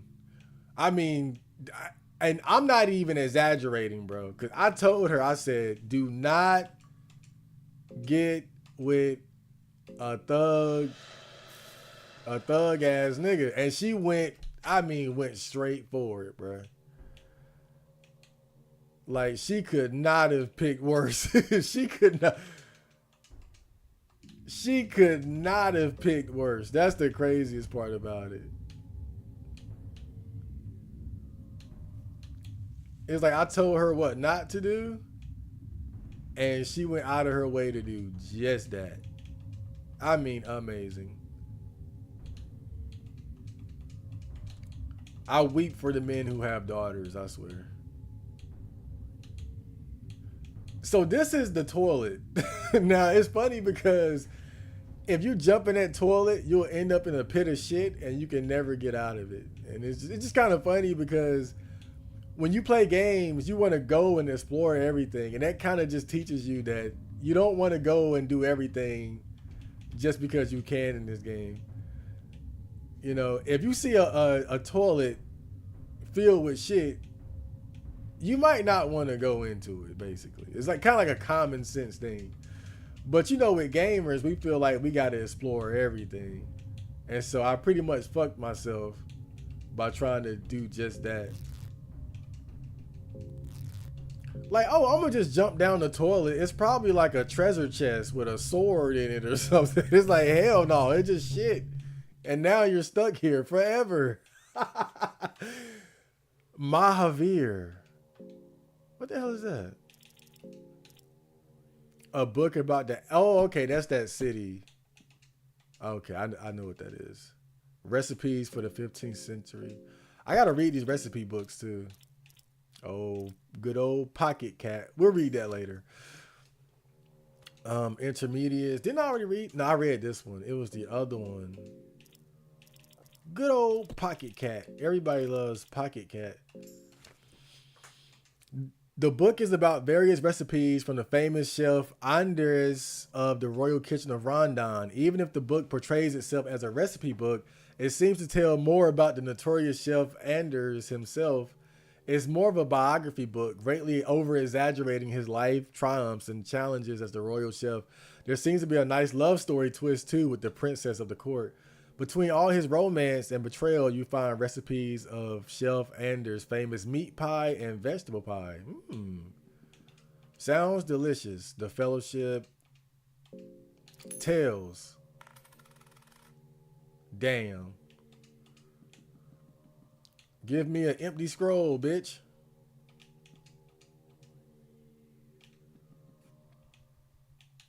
I feel like if I was in this world, I'd probably worship Sylvian. Because he appreciates gooners. Next would be me, and I would die because this macabre hellhole they built. Okay. That's not the best attitude to have there, bro, but... Alright, let's go heads. Okay. The passages of Mahabre. Someone has written notes here on an empty scroll. Oh Lord, teach. Wait a minute though. How would you look at that and say somebody wrote on an empty scroll? If somebody wrote on it, it's not an empty scroll. I get that they're trying to teach you how to use the empty scroll. Oh Lord, teach herding. I got you. But if you find it and somebody already wrote on it, it's not empty. You son of a bitch. You search the bookshelf for anything useful. I keep finding the same damn thing. Oh, man. First thing I hear on stream is about Chad's nephew getting circumcised. Oh, yeah, man. That had me fucked up the whole day. That had me angry and sad, all emotions. I think humans don't have as much free will as we think we do. Our looks, gender, personality, and finances determines where we end up in life. I try not to think about free will too much. I mean, because that line of thinking, I get where people are coming from, but the thing is, like, you can't use that as an excuse. Like, I can't go to court and be like, well, I killed him because I don't have, well, you know, I can't be held responsible for killing this guy because there's no free will. I think incelism is a mental disease because I'm going to be honest, any man can get a woman. Now the question is that the one you want? I mean, technically you can pay for it, but that's why I always say incels are really just the tip of the iceberg. And I feel like that's the problem with incels being the focal point of the discussion, because then I think it really detracts from like the greater issues going on between men and women. Because if the issue is just I can't get laid, then people they'll just say what you just said. Well, you know, anybody can get laid. You can pay for it. You can fuck an ugly, toothless, fat bitch. Like, okay, yeah. But I look at like the whole fucking iceberg, and it's the situation is much worse when you actually start, you know, holding women to a like a standard. Like when it's not just about having sex, but it's about being with someone that's actually going to be a benefit to your life, and also taking into consideration the amount of effort that you got to put into getting the person, um, maintaining their relationship, toxic relationships, like just all the shit that comes with relationships, good and bad. Like it's way worse when you take everything into consideration. So this part here, there's an orgy going on. Okay, I just had to make sure that it's censored because normally when you get here, everybody is butt naked. Ah, look at this. So that's what they did. So this is the censored version of the game. When you get here, all these people are fucking and they're butt naked. And so they found a creative way to censor it.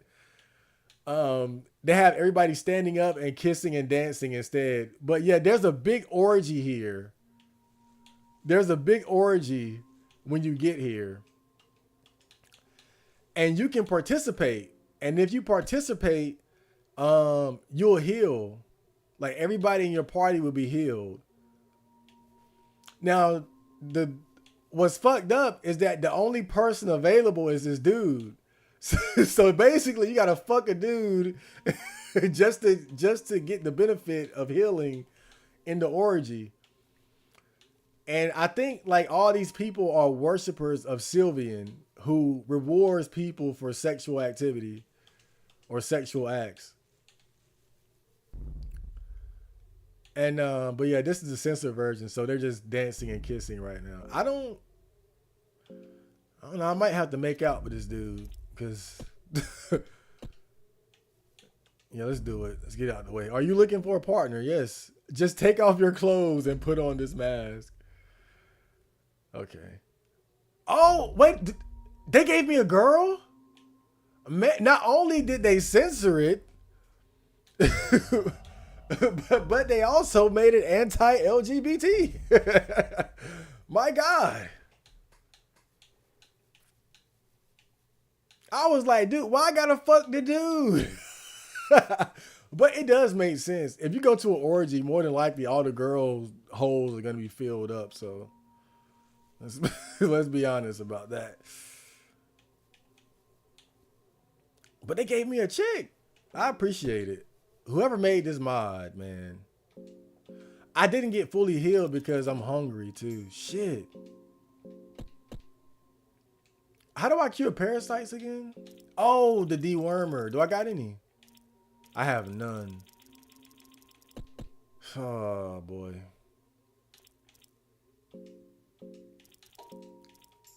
Yeah, that sucks.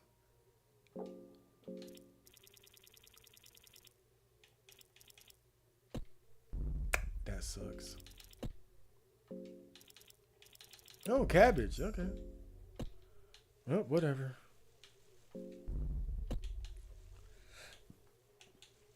So the hungrier you are, your character gets weaker. I think their attack strength goes down and their health, their maximum HP goes down too. So this is the sorcerer character, and you can get him to join you, but I forgot exactly what you have to do. I think you gotta like not bother him too much. My name is Enki, a priest of destruction. Did that feed your curiosity? Like, don't talk to him too much. And you gotta find like an item that he wants later. Did I ever save? I don't think I ever saved, did I?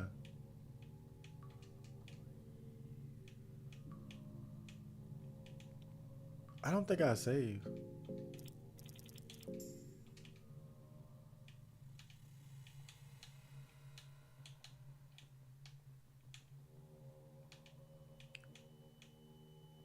Well, there's the rapist. All right. All right.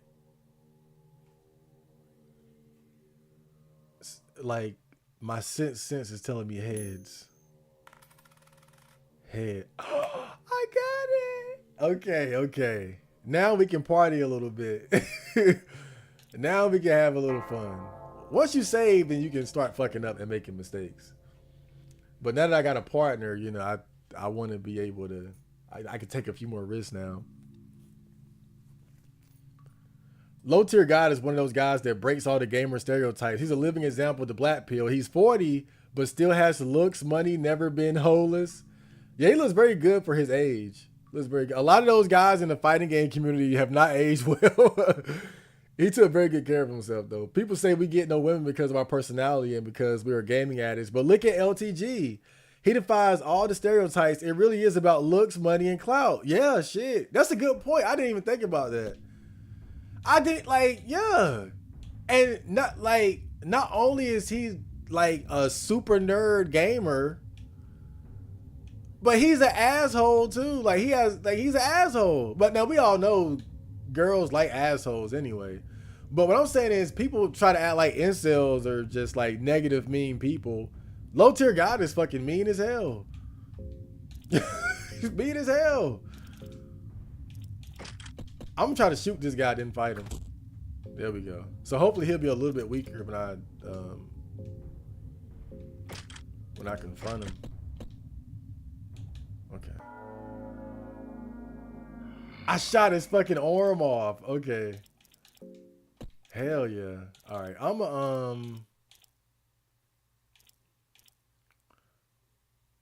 Should I go for the legs first? I'm gonna go for a leg. The dog went straight for the dick. Oh, he missed the leg there. Okay. The guard loses his balance. There we go. We killed our first guard, baby. Okay. So I'm gonna search him first. Cloth fragment. So the good thing about Devour is that I can eat these motherfuckers. Oh, I forgot. I can skin them too and wear them so I can sneak past them. That's neat. Oh, I can go get Darcy too. I'm gonna try to get Darcy because she's not that hard to find. She's in the mines. I can get to her. A pile of burnt bodies remain here. Oh shit. Does this look like a penis? I don't know. Wait, who did I just pray to? He's funny for like 5 seconds at a time. LTG need to pay his child support. Do he got kids? I wouldn't be surprised, but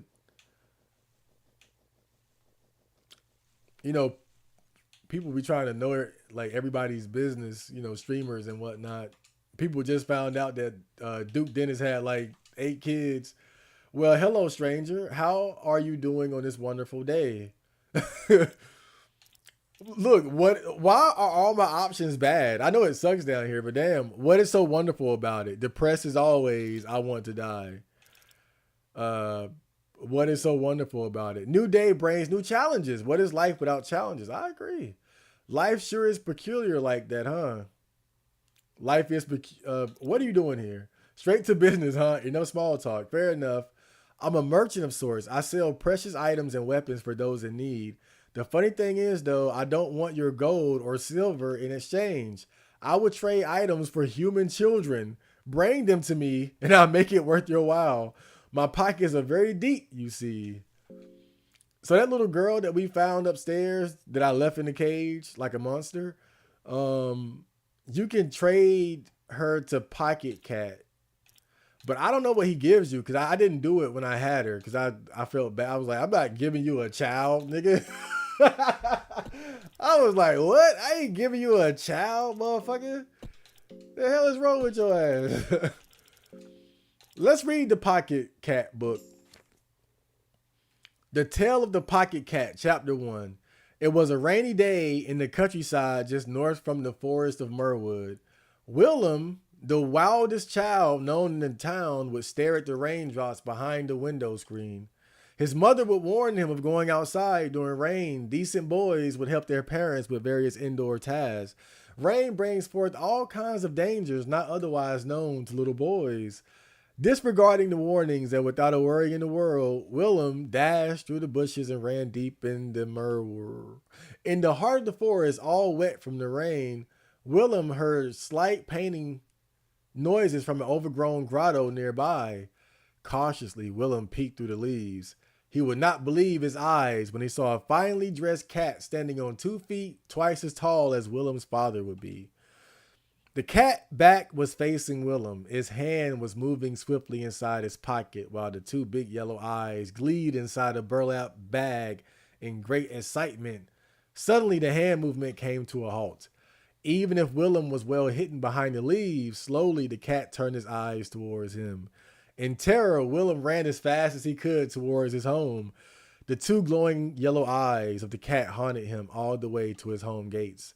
His mother was there to meet him by the front doors. So you just had to go to the woods, did you? Said his mother. You saw something you shouldn't have, right? Questioned his mother. And how do I know this? Willem's mother would go inside to get a little parcel with decorated wrappings. This appeared on the front door just before you came. It was directed to young Mr. Willem. Slowly, Willem unwrapped the decorated paper with small mouse prints on it. Inside the parcel was catnip. Dun dun dun. There's another chapter, so quite the cliffhanger, if I do say so myself.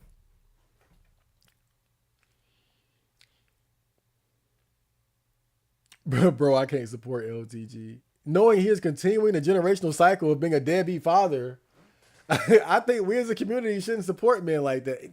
He's a deadbeat for real? I didn't even like I thought I didn't know he had kids. I didn't know he had kids. I'm trying to give him the benefit of the doubt and speculate maybe that he's just trying to keep his kid out of the spotlight. But when I first hopped on his stream, LTG said he would never neglect his chat. I commented LTG would never neglect the chat the way he neglects his responsibilities. Got insta banned. I actually didn't know anything about his personal life when I typed that too. Oh man. Just be a young nigga theory is in full effect this season. Absolutely. Absolutely. It's always in full effect. I mean, when I say she picked like the youngest of young niggas, like the niggas of young niggas. Oh my God.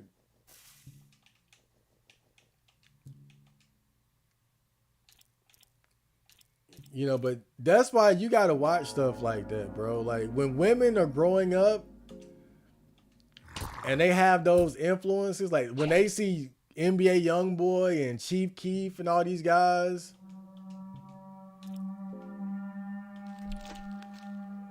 Lil Baby, and they start getting into the music and watching the videos and stuff like that. When they go to school, that's what they're going to be looking for, without a doubt. Ooh, vegetable pie.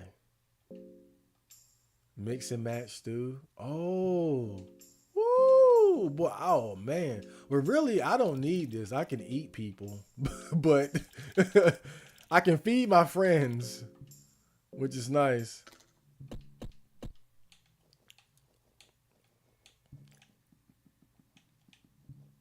But yeah, that's part of the problem, you know?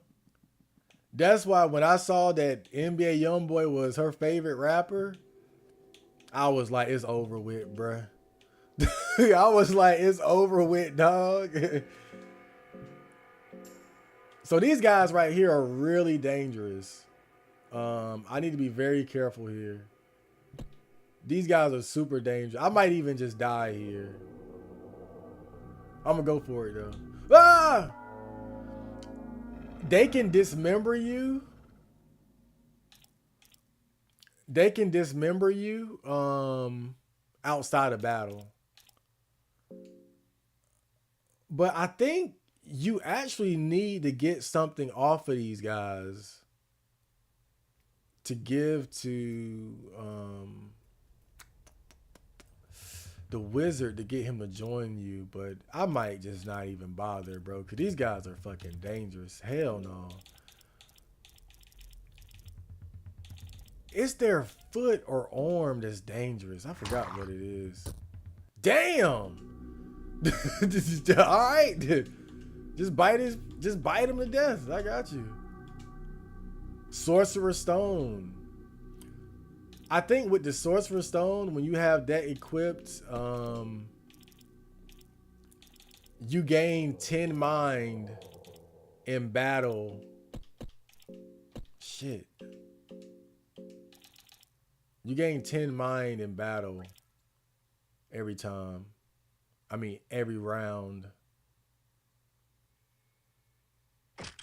I don't know. That might be good, but I'll just roll with it for now. Can I eat them? Oh, it's just an empty sack left.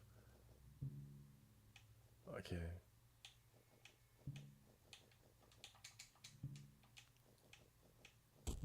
Oh, there's Darcy. You could just turn away and not take part in this. He beating the fuck out of her. Yeah, normally these guys also running around with their penis out. But now they have a nice long. So what that dog really just bit that cave dweller's penis off. If this was the uncensored game, she just bit the dick off. I mean, it's just funny, bro. Like, you go into battle and the first thing the dog does is bite the enemy's dick off. That's not good, girl. Good girl. All right, so we just rescued Darcy. So Darcy is the knight character that you can use in the game. I feel like she's kind of based on Casca from Berserk a bit. You know, short hair. You know, struggling with being a woman in a man's world. Do you know what they did to me? I cannot talk about it. No. I think it's implied here that she was raped by the cave dwellers. I'm not sure, though. I'm going to assume that she was. Thank you for your help for 1,000 times. Without you, I'd be dead now. What happened here? I found this underground village full of those things. They live in savage ways. They are but a pack of heretics. The things they did to me, I can only imagine. When I got to see one of their primitive rituals, I had to step in. I cut down a couple of them, and they chased me here. The things they did. Lord, who are you? My name is Darcy Catalyst. I am part of the Knights of the Midnight Sun. Her face starts to radiate the moment she started talking about the Knights. I apologize in advance. My manners might seem a bit strict for lowly commoners. I originally had an uprising in the Kingdom of Rondon as a royal knight before leaving with the Knights of the Midnight Sun. Oh, great. What are you doing down here? I stepped down to this darkness to save my captain, the captain of the Knights of the Midnight Sun. Maybe you've heard his name. It's Lagarde. If you ever met him, you would surely remember him. A terrifying presence has entered the room. Lagarde is dead right now, though. You can only save Lagarde if you make it to him within the first 30 minutes of the game, which is pretty challenging. So I'm not worried about him in this playthrough.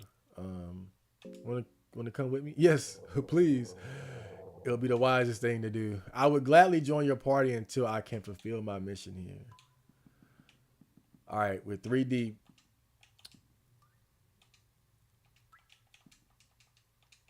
Ooh, a bear trap. You can set bear traps and then it'll trap some enemies, and some enemies it'll just straight tear their goddamn legs off.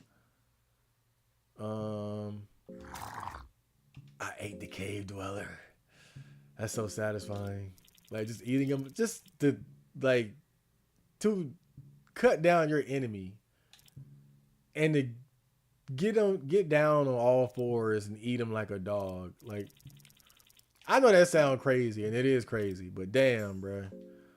I feel like there's got to be a strange satisfaction in doing something like that. Like, I killed you and ate you, nigga. Scroll up the Highwayman. What does that teach? Oh, dashing and speed running. I already got dash, so I don't see how you can play this game without dash, bro. You move so slow without dash, it's crazy. Like, so damn slow. I'm going to make a game like this, but racist. Yo, let me know when you drop it. Chat Marco getting a girl in a virtual orgy is his first debut of 2025? Is that my first female-related debut? And I think you might be right. Man, oh man, Lord. I was at the gym last night, and I know I pretty much tell the same story every time, but God. I saw a girl, I mean, this bitch was thick as hell. I mean, it had to be a BBL or something. Oh no! I almost died there. Okay. That shit had to be a BBL or something, bro. But, I mean, her ass was breathtakingly fat.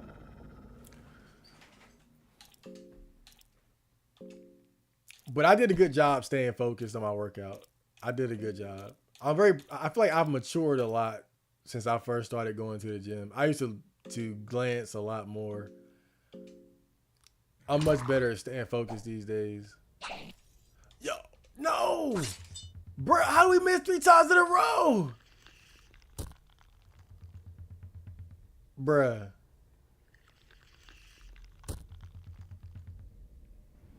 Ah! Oh, shit!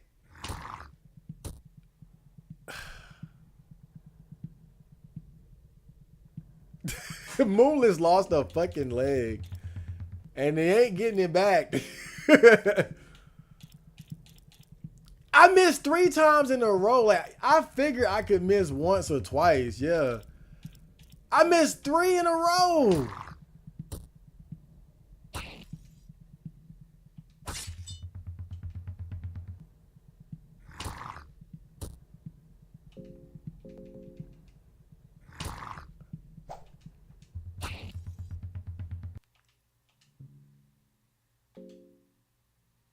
So as you can see there, my dog is now missing a fucking leg.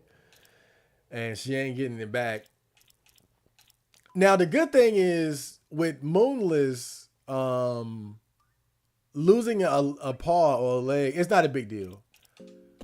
Because she uses her mouth to attack. She doesn't really need hands. So, well, she doesn't really need her paws.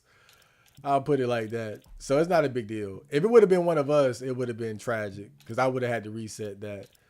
But with the dog, not a big deal. But we did get fucked up. I mean, that was just terrible luck right there, though. To miss 3 times in a row, that's damn near unheard of. Like, that was just terrible luck, bro. That was horrific luck. Well, bad luck. Yeah. That was just, man.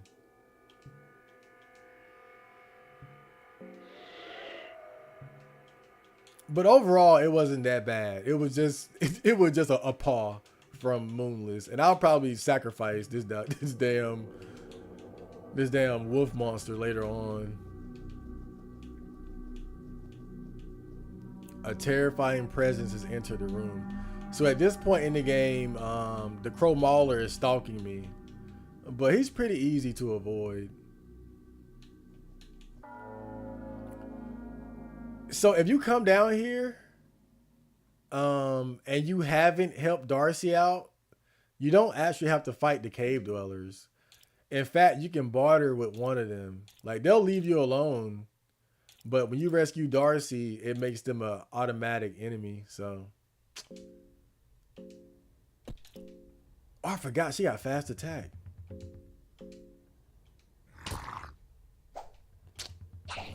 What the fuck?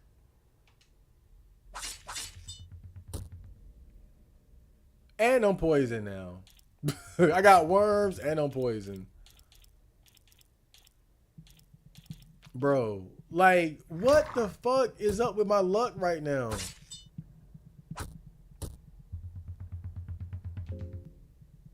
That's crazy.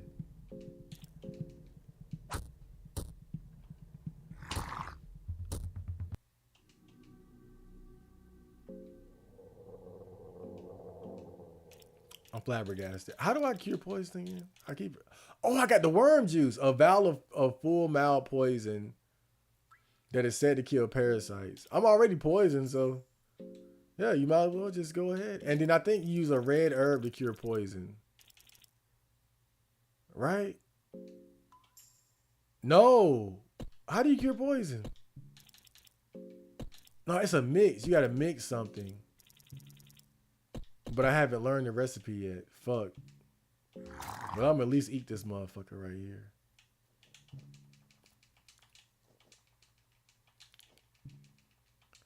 I think I'm gonna just stop fighting unnecessary battles.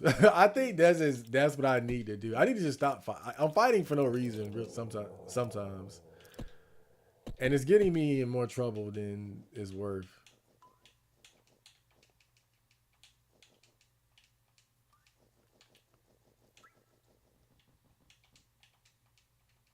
Okay, Soul Stone.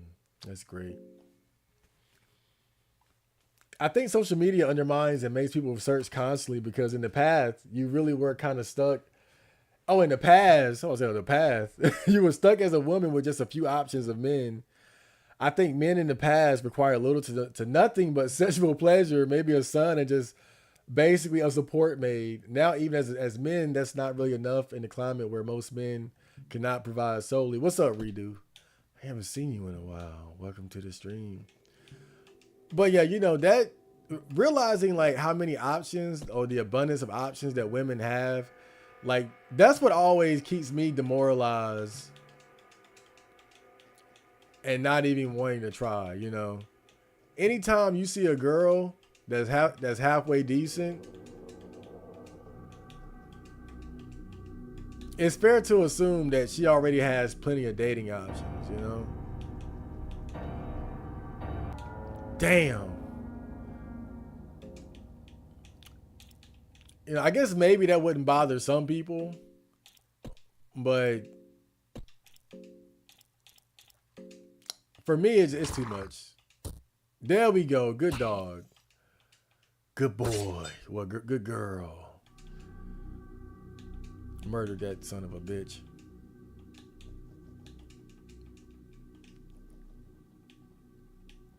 Normally, when you come into this hut, there are two cave dwellers fucking, and this kid is just sitting up here.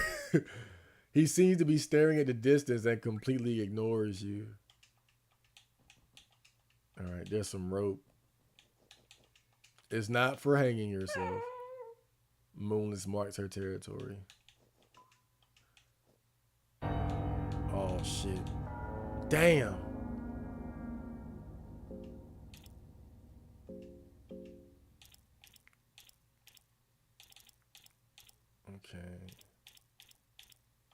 Okay. You can aim for the breast, the titties of the cave dwellers. That's kind of messed up.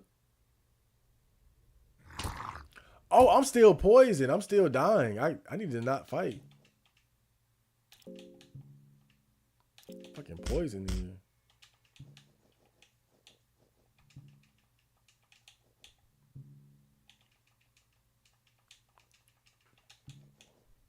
Okay, that's where I came out. I think really what I need to do, I need to save. I need to save before shit gets worse. You know, my dog already got a paw cut off or blasted off by a fucking yellow mage. I think I'm gonna head back and save because since we got Darcy now, that's a big come up. So we're three deep, and maybe in fact I can try to get the mercenary next, Kahara, and then we'll have a full team.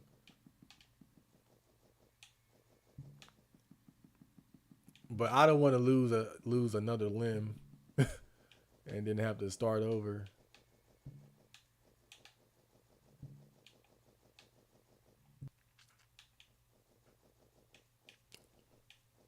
You know, when you go on the ADV board, they have a general called "How to Get Women," and it's kind of interesting when you read it, when you go through it, because like guys are telling like their stories and experiences with girls. And one thing that stands out to me when I read those stories is like when like guys getting flaked on and they don't understand why. Like guys, they'll be talking to a girl and everything will seem like it's going well, and then out of nowhere she's no longer interested, or they'll stop responding to text. Like something will just go wrong and the girl will just lose interest. And they're sitting there wondering like what happened? What did I do wrong? And it's like whenever I read those stories, I always already know basically what it is. And it's that like what I was talking about, girls having all these goddamn options. Guys gotta realize like when you talking to a girl, you're not the only nigga that she's talking to. Unless you guys are like, damn. Unless you guys are already in a relationship. And even then. Okay, so that time I went to sleep and got the coin flip wrong, but I didn't get attacked because I think I had already killed the enemy that was in the area. So that means I can just keep trying and I'm good to go. So that's the good thing about saving or trying to save, is that the ambush won't happen if you kill all or enough of the enemies in the area. You just gotta walk out and try it again. But you don't get the actual save until you get the coin flip right. That's the only thing about it. Lord, 3 heads in a row?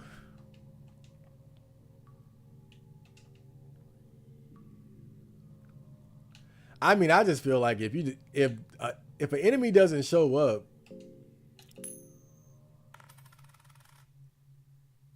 you might as well just let the players like save, man. But whatever, you know, this game was made in a basement. Let us not forget. Okay, so we got 3 characters right now. We're not doing too bad. You know, we got a little bit of a gang, but I want to get Kahara next since I got access to the mines. But we got to go back to the prison to get him. But I think I want to try to unlock a skill really quick.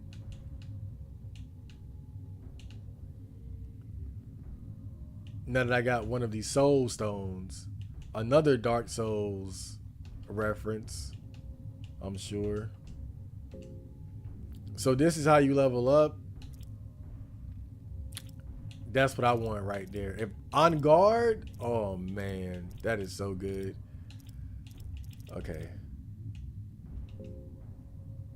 Loving Whispers, that allows you to heal. Wait a minute, hold up. Dude, trying to navigate this thing is so hard. Marksmanship.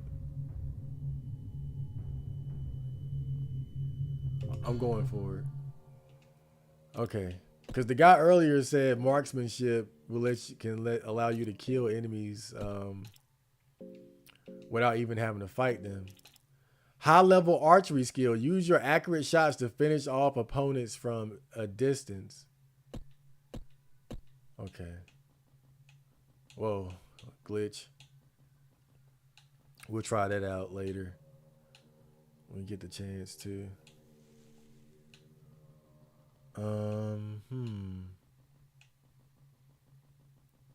right, let's try to get Kahara.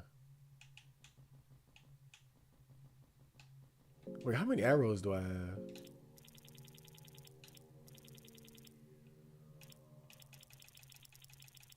I got 4. Damn. I felt like I probably had like 8 or not. I thought I had a ton of them. I've been picking up stuff the whole time. I was just like, I gotta have a lot by now. I got 4.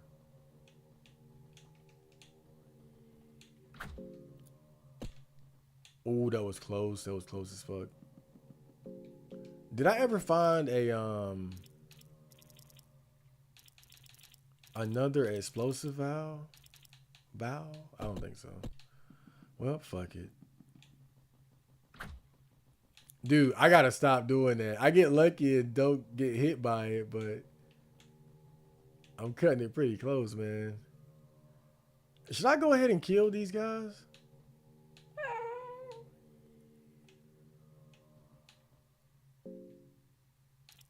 Well, this is a good opportunity to test out the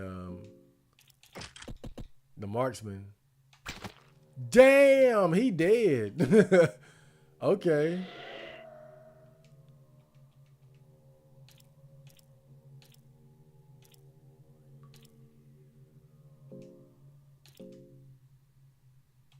Okay. Oh, I got soul stone too. All right. I don't know. I'll save those guys for dinner for later.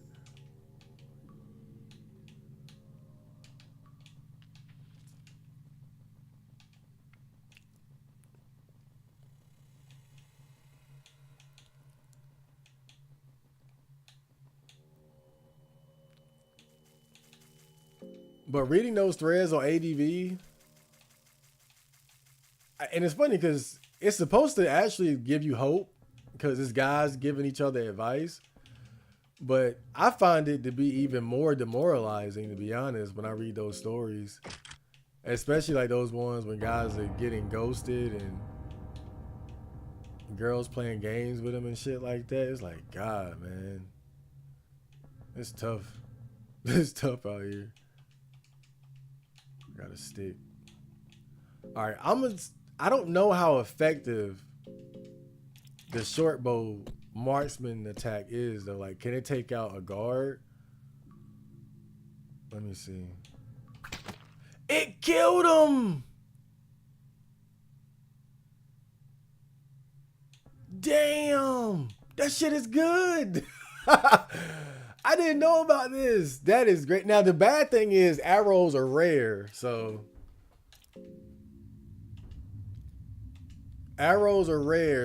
this is only going to be able to get me through so many situations. But this is great. I didn't know it was that effective. I thought it would only work on like weaker enemies. Like I had read about it, but I didn't think it was this good. I'm gonna skin them too. Now I wonder if it'll kill one of the elite guards. That'll be a real test. But the fact that it can take out a guard, shit, I'll take that. The door is locked. Use cell key. Okay. Lucky coin, great. You always want to tear the blankets and cloths that you find, because having loose cloths, you can use that to stop bleeding.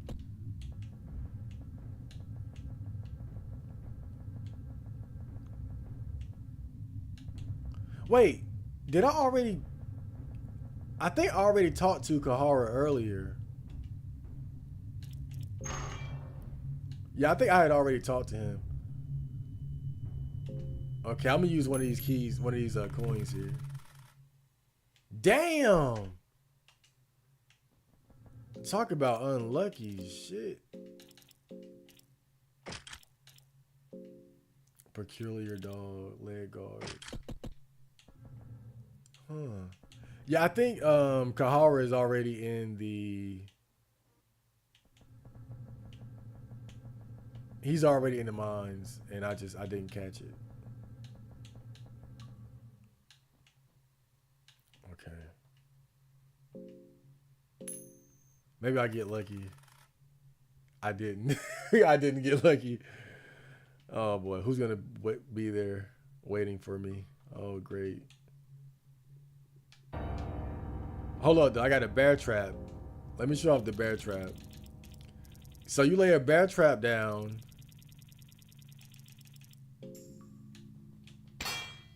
Ah, you stupid bitch. And it instantly takes the legs off of the enemy. Come here, son of a bitch.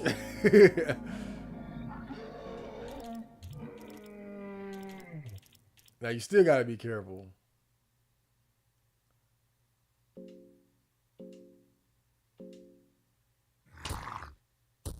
Okay, head gone.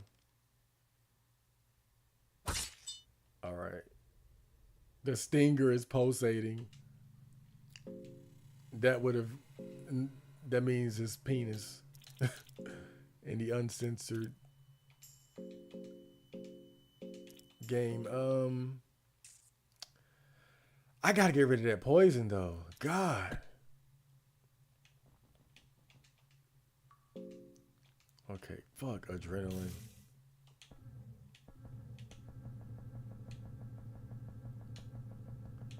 All right. We'll just alternate beds and see.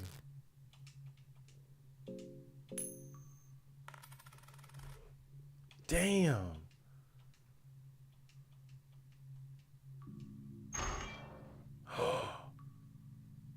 Another one? Got him. I said, fuck it. Just took him out. Just take him out. Fuck it.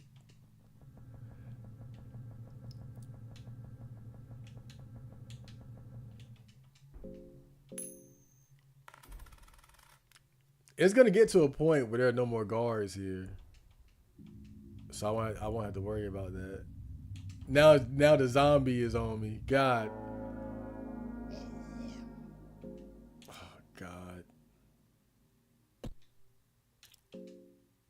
Ashley, I need to leave, bro, because I'm poisoned like a motherfucker.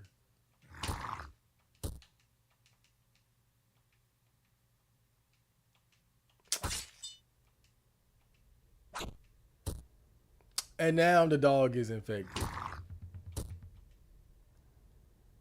And I'm about to die. Shit.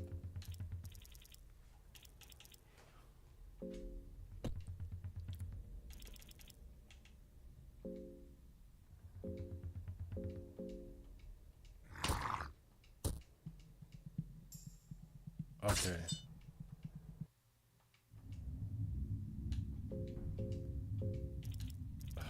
God, bro. That poison is just, it's killing me, man. That poison is really killing me.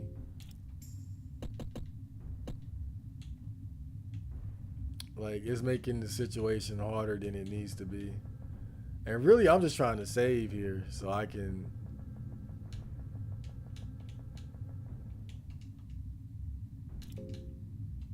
Oh, fuck. Okay, there we go. Ah, boy. This is just great.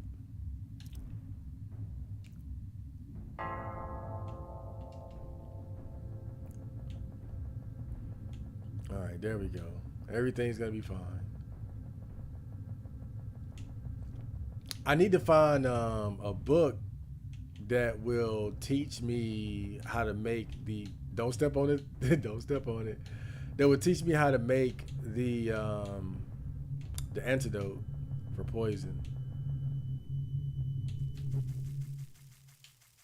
The blood pit.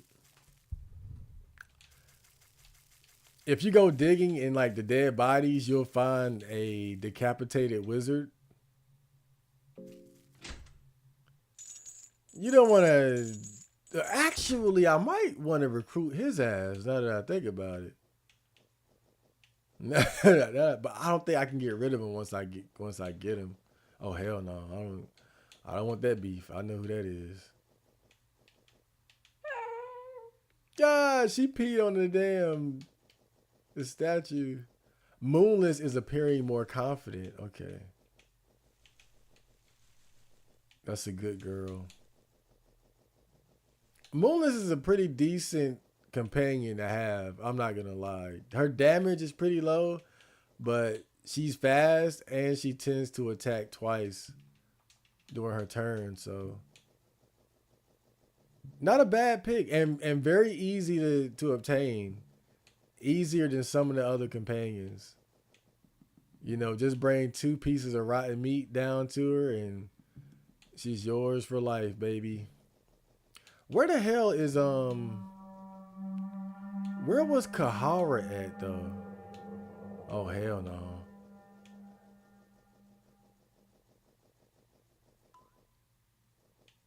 I'm a phasmophobe. I don't do well with ghosts. Oh shit. I'm still poisoned, so I need to just avoid combat as much as I can. Oh man. Bro's mad he got nerfed at playing Street Fighter. Oh, nerfed at playing Street Fighter. Cause he was considered to be a good player at one time. And now he's kind of mediocre. I think White Valve. So I already had the antidote. I forgot that the White Valve cures poison. So I already had one. And I got 2 more left, so all right. That's a load off right there. That's a load off. I need to learn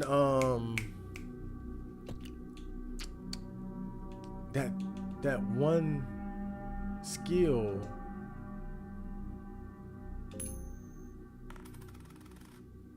Oh shit. Blue valve, okay. Darcy is starting to feel hungry. The good thing about having Devour is that you can reserve your food for your homies. Okay.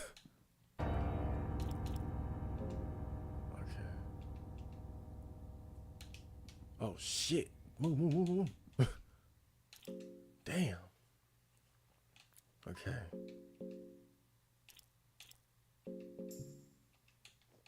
All right, so this is like, you remember we found that orgy?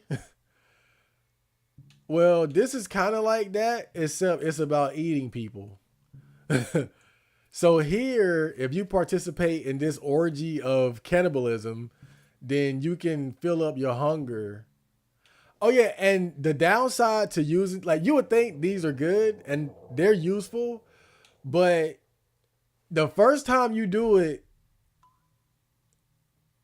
you'll begin to go into a frenzy and lose yourself, but you'll snap out of it. Every time you try to do it after that, it becomes a coin flip moment. And if you fail the coin flip, then you'll lose your mind and become basically like, either if you go to the orgy, then you'll be a mindless gooner. And if you participate in this cannibalism, then you'll be a mindless cannibal. So basically it's not as abusable as it might seem.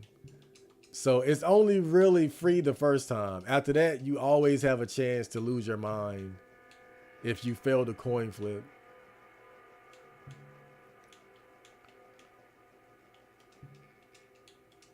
But I think Kahara is down here somewhere.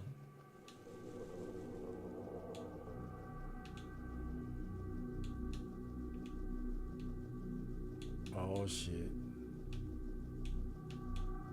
Yeah, I think he's close by. There you go. Oh, hey. Great to see you alive. You had me worried. So if you confront him about robbing you, he'll fight you and you won't be able to recruit him. You gotta act like nothing happened.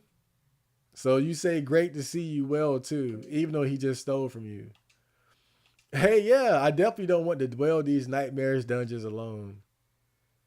I'll stick with you guys for sure. So from now on, he's going to be sticking with us, basically. But you don't want to confront him about having stole from you, because they'll just make him an enemy. There's the Chromaler right there. And I'm getting the fuck out of here. Oh no. A spooky ghost.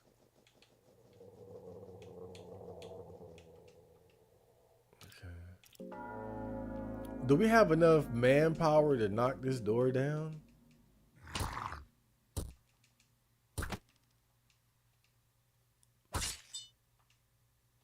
Okay. Oh, damn. The body has been cut into several pieces. Some of the markings on the limb suggest that he was cut into food. There's a saw blade stuck in his head. You got the shark teeth. I already had one of those, though. Cooking pot. So this is what it's come down to. Forgive us all. I wonder if I can take that guy.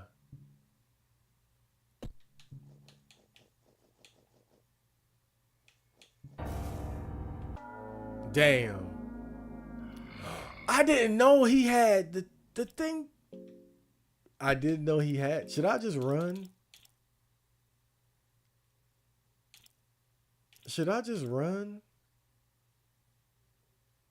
Maybe I can destroy that before he fucking kills me, man.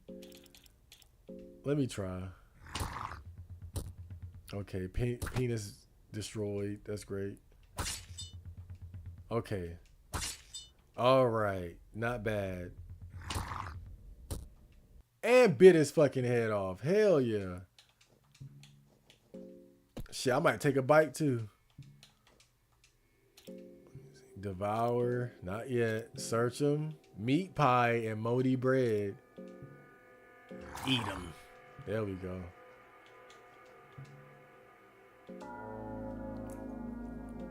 Now, once you got enough partners with you, a lot of these doors, you can just break them down. But basically, you got to have enough strength to destroy a door in one round. Otherwise, it won't work. A badly mutilated skeleton is sitting here. There are claw marks all over his bones, and many of the bones are missing. Okay, I'm gonna use a coin here. I feel like something good might be in here. Okay. Soul stone. I mean, that's not bad. It's not great, but it's not bad either. I think we're close to finding Lagarde, but he's gonna be dead because we found him too late. Oh shit. Oh damn. Okay. I think I went the wrong way too.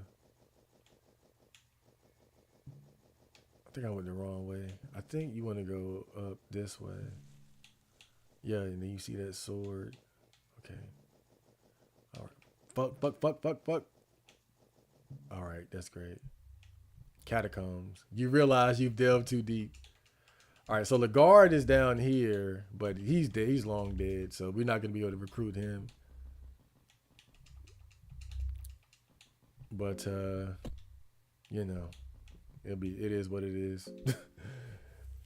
You should flex more. You actually got a pretty good physique. I'm not trying to tell you to do anything for women, but hey, if you put it on a dating profile, you would be almost guaranteed matches. I wonder.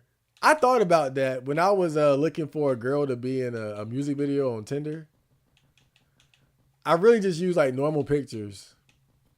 You know, some of the pictures were from like one of them was like a GIF from the Night Drive video. It was pretty cool. When I was R farming while I was walking down the street. Oh, that was great. But you got a point. No, like I've never tried that. I've never tried to like use my physique in like on social media to get hoes. But I don't know. I guess that's just not really my character. I see what you're talking about though. That might be I don't know, it might actually be effective. But I ain't got time for all that shit. I ain't got time for all that shit.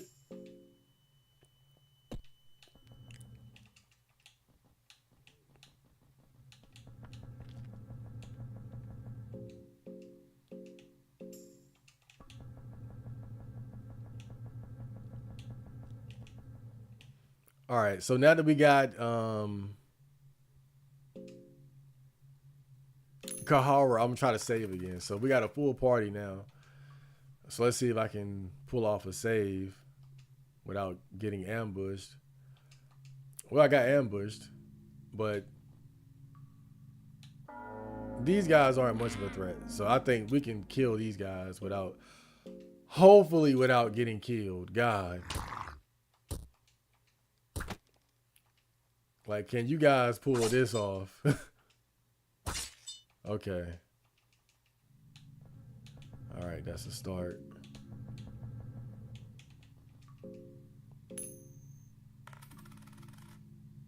Damn. Okay. No biggie. We just gotta do it again.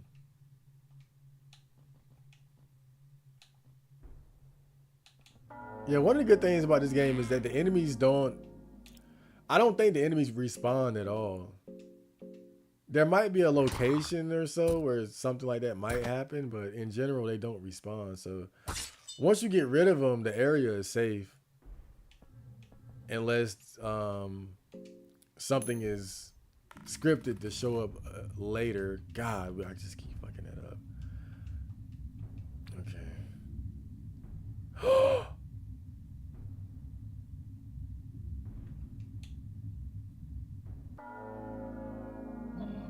Hell no. Run! Oh, I forgot about his ass.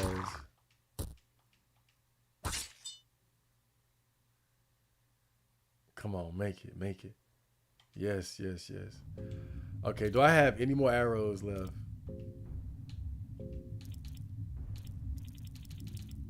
I think I have one more left. I got one left. I shot it, but damn! I shot it right as we collided into each other.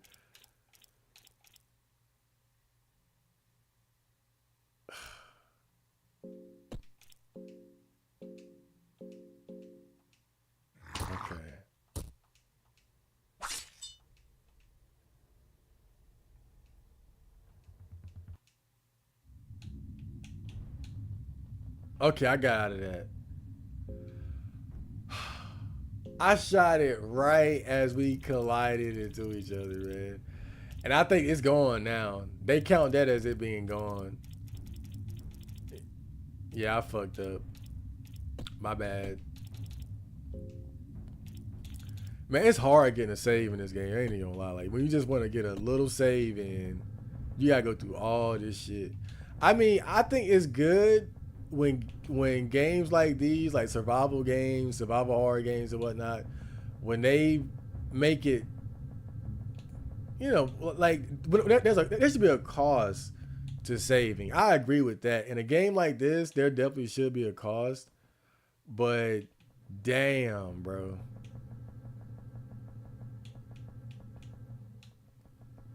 Sometimes a nigga just want to save and keep it moving. I ain't even gonna lie, bro.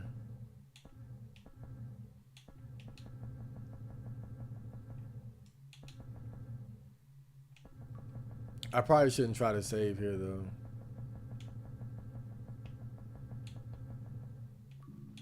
But the good thing is that guy just left his post, so I can check this out. There we go. Hell yeah. Okay. All right. Don't step on the rusty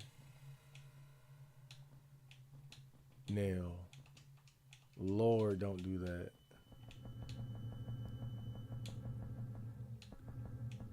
Okay.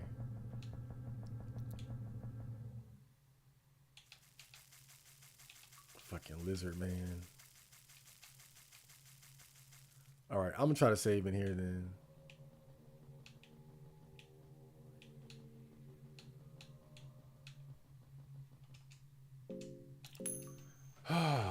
Okay. Great. We did it. I'm the champion. I feel like I spent a lot of time just trying to save, bro. Well, are you religious? It would be easier if you went for a religious woman in terms of women who doesn't at least entertain. Woo! Now that's funny. That's funny. I was just talking about ADV, and this guy was up there talking about going to his church to find girls or something.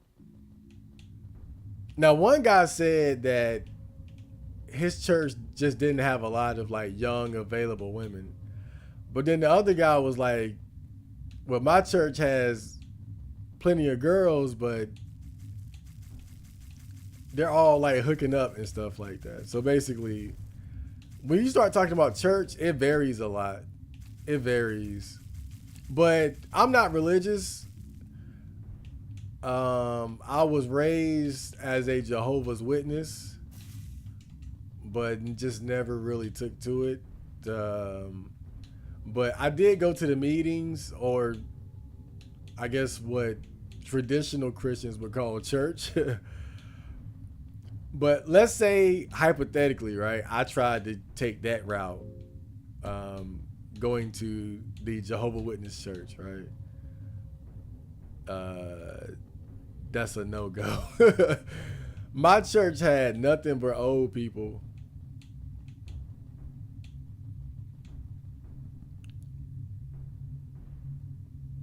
I apologize, but you can see tears forming around Darcy's eyes. I just can't. I can't go on anymore. Pull yourself together.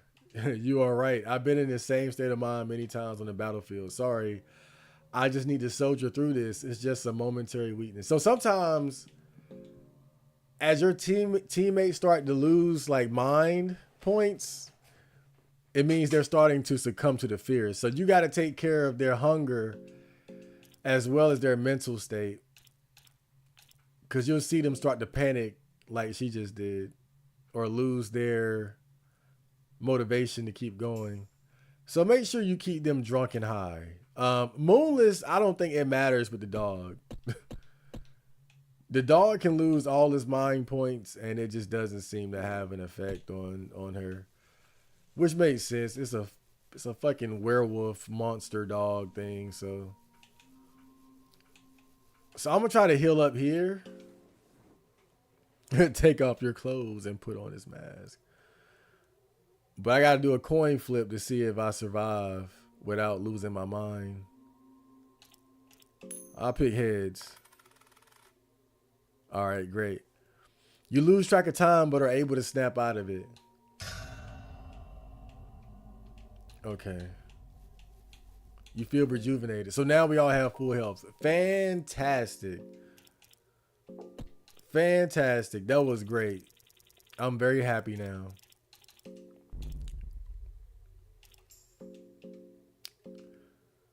But yeah, it's funny. There've been a few people who suggested that to me. There've been a few people who suggest like looking for a virgin like myself. But I think really part of the problem is that I'm in a very awkward position as a male virgin, because I'm not a virgin for religious reasons. And most women who are going to be adult virgins are probably going to be the type that are purposefully doing it. Like they are purposefully holding on to their virginity, and typically that's going to be for religious reasons.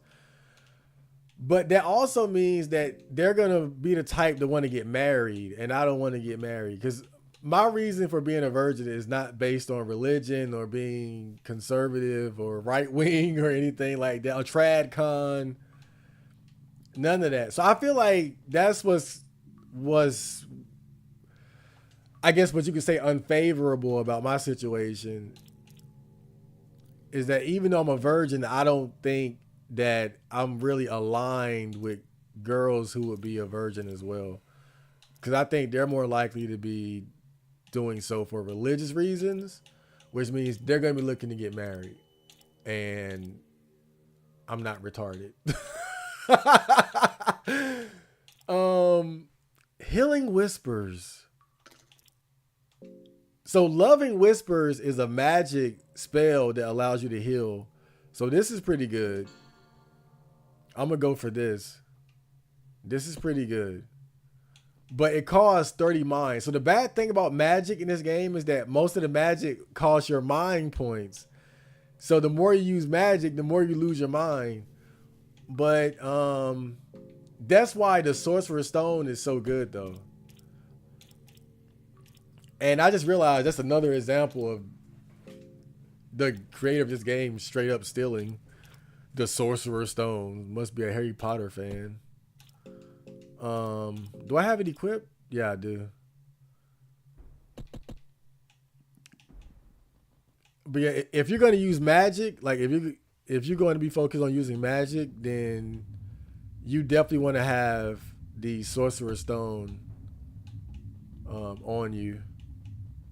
Because every time you use magic, most magic spells require mind points. Which is that I mean, that's so harsh when you think about it, bro. Like I just want to be a wizard, and you telling me I gotta lose my damn mind just to cast spells.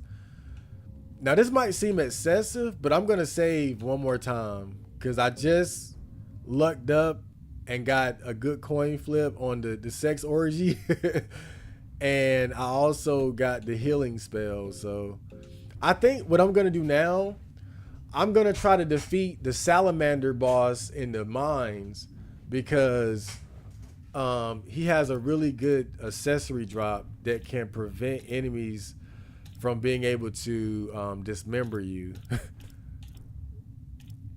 So as you would imagine, that's very, very useful to have. So I'm gonna see if I can't get that going right now. Great, and got a good coin flip there too. Man, this game is just so stressful. I'd be stressed out playing this shit.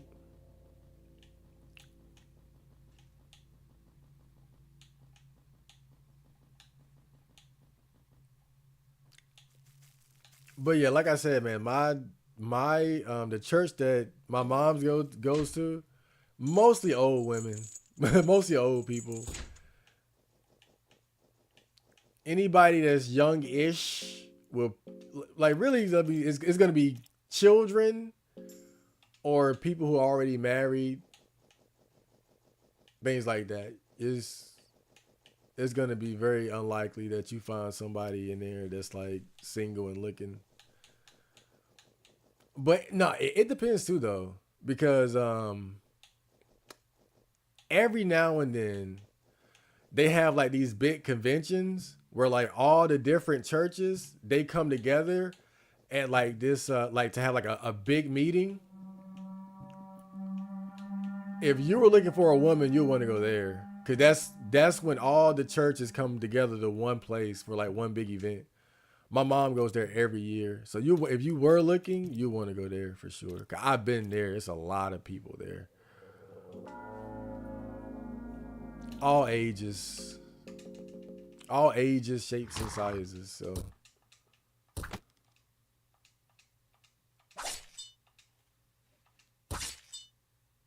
oh, fantastic. Okay. Oh yeah. So this is kind of a warning. Like, wait a minute, what are these dead bodies doing here? There's a rotten corpse here. The body seems to be in a state of collapse. There's a rotten corpse here. The body seems to be in a state. Okay, let me make sure everybody is looking good here. Old fashioned meat pie, rather easy to do. I want some meat pie. That sounds kind of good. I gotta go to the gym tonight too. I just remembered that.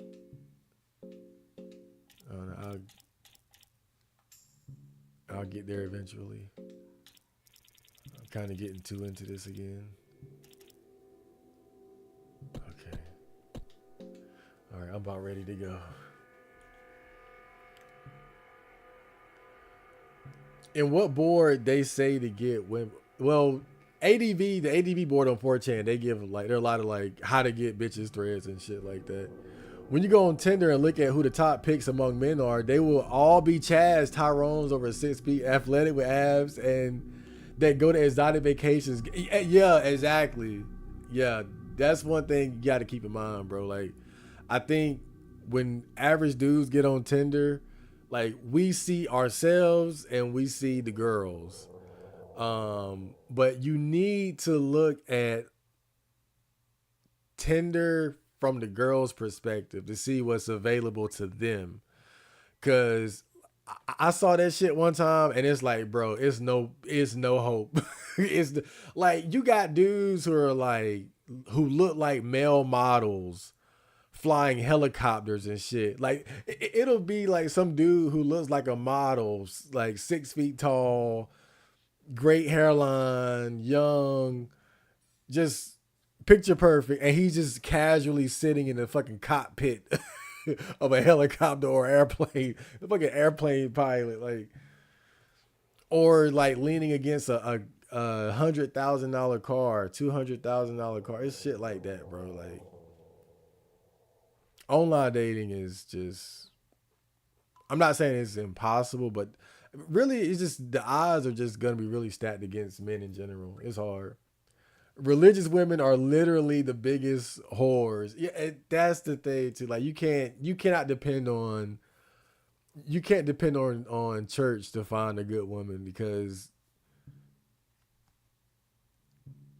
a lot of people consider themselves to be religious and believers in God, but they don't necessarily abide by all the rules. We'll put it like that.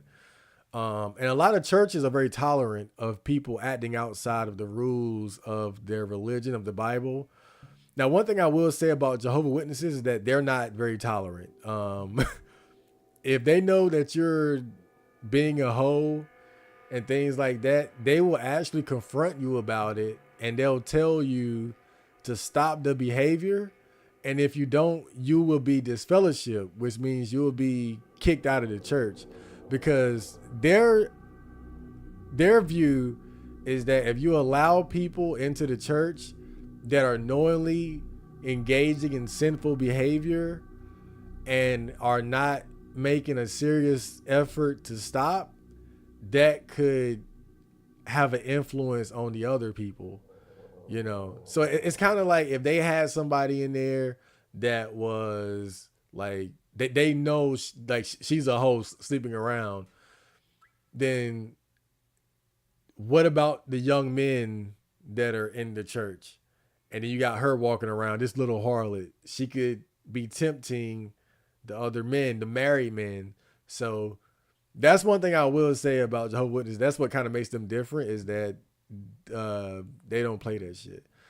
You know, my mom had actually got disfellowshipped when she was young because she had, I think what happened was she had my sister out of wedlock and they gave her a warning. And then she had me and she got disfellowship. But years later, they welcomed her back because I guess enough time had passed for them to be like, oh, she's probably learned her lesson. But in regular church, they don't really do that as far as I understand. Like, you know, oh, she's a hoe. This dude gay, right? She got 3 kids by 3 different dudes. This guy's an alcoholic, crackhead. This or like, you kind of know what everybody's business is, and it's just kind of allowed, and you know. And I think that's just they don't play that shit. They don't play that shit at the Kingdom Hall, man. There is something shining underwater. Reach for it.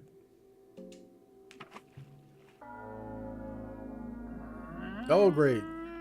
Yo, one thing I do like about this game, like the enemy designs, like are just creepy, bro. Like look at those fucking fish eyes. Okay, how do you approach this battle? By the way, I forgot. I think you wanna.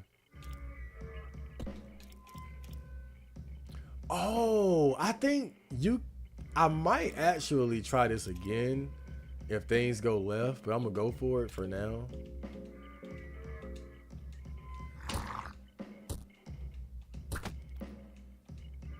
We'll see what happens.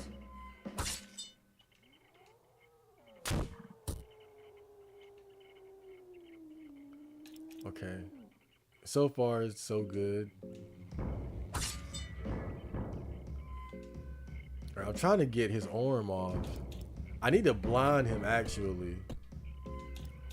I think blinding him is probably more important right now. Damn, and I missed. Oh, shit.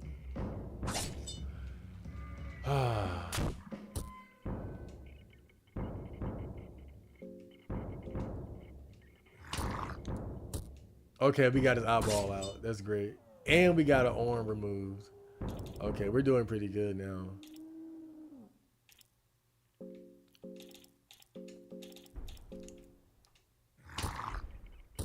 Ah, she bit his tongue. That's messed up. Did I just shoot that fool in the mouth? Salmon snake is unsure of where you are.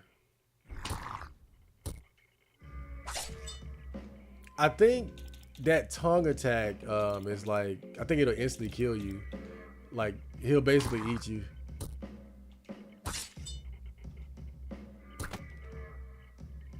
Okay, he's fucked now. He lost his arms and his eyes. All he got left is tongue, and we can chop that shit out. Yeah, we got this.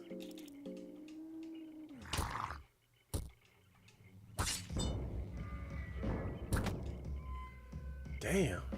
Oh, he's fucked. Oh, I feel bad for him now. Oh, he can still headbutt. All right. Oh. I know what I'm gonna do. I got a wise idea. I'm gonna use Loving Whispers on Moonless. Because my mind is already full, so I can afford it.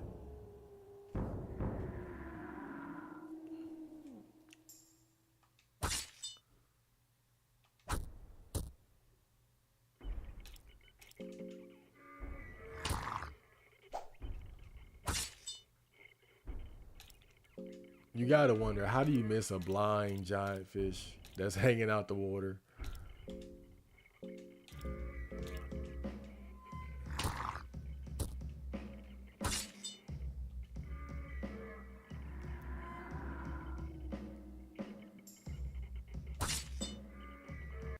And there we go. Zogman's party was victorious. The shining object was a stone crown. The crown is made of some finer quality stone, which makes it shiny, but the crude design suggests it's not worth much. Okay. Its dead torso reeks of seed. The soul stone changes appearance. The stone is... Wait. Did I not get it? Did I not get it? I thought, wait a minute. Hold up. I thought you would get the... Yeah, okay, I got it.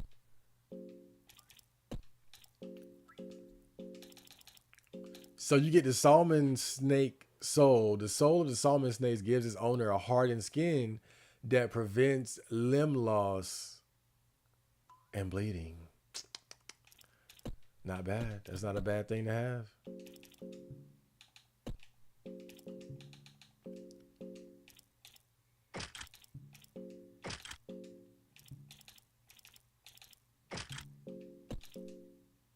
I'll give it to Kahara. Okay. All right, let's pull out the peace pipe and smoke some of this tobacco. Tobacco calms Zogman down a little. Okay, you can skin the snake here, or the salmon snake, and take his meat. Yeah. Take his meat.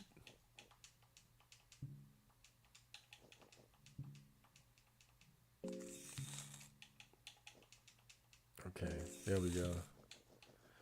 All right, that's a mission accomplished, man.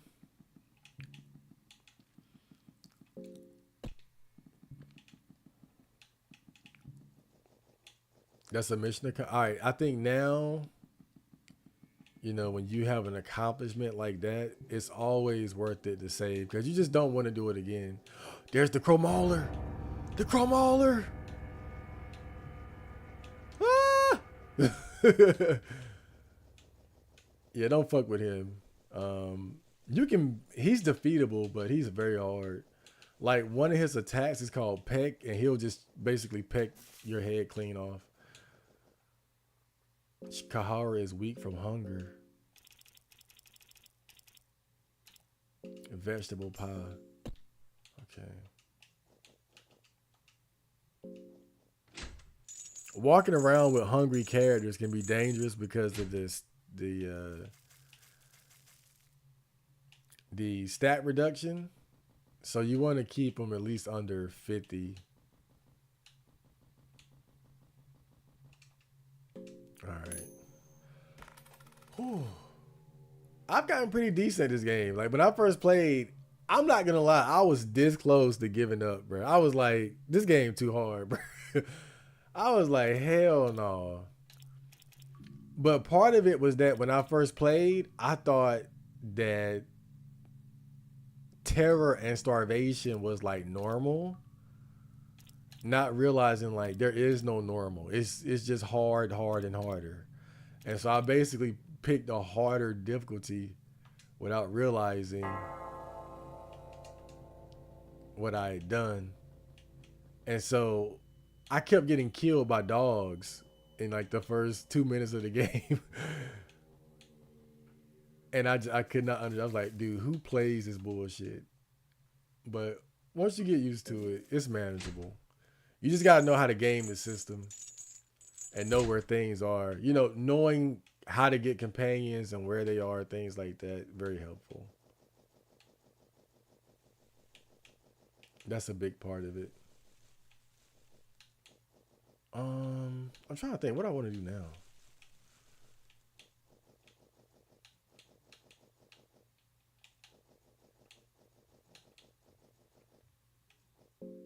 Man, these some greedy motherfuckers. They always hungry. Did you watch the Breakfast Club interview? Wait, don't go on FA. It's literally the worst board on the entire website. Now I want to check it out. Did you watch the Breakfast Club interview with Neon in it? The whole internet got divided over it. Now they're calling Neon Aiden Ross and all their supporters racist. Kai Cenat doesn't fuck with Aiden anymore because of his comments on black women after the Breakfast Club interview.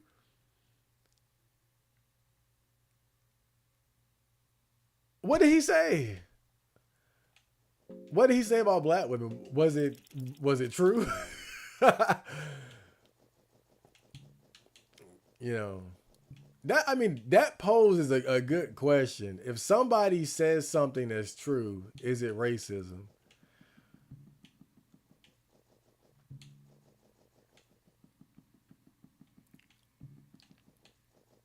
I think that's kind of like one of the difficult things about having like discussions about race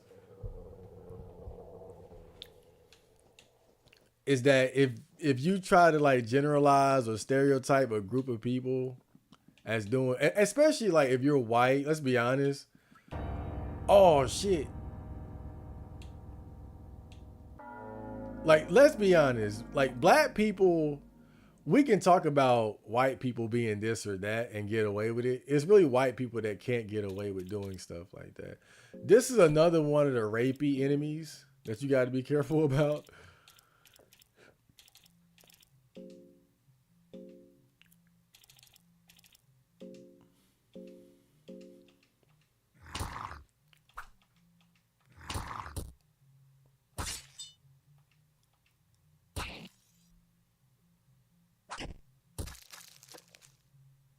Oh shit.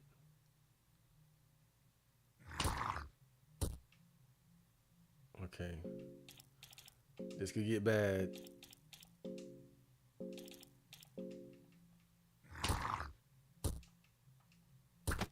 Did he just bite one of his spikes off?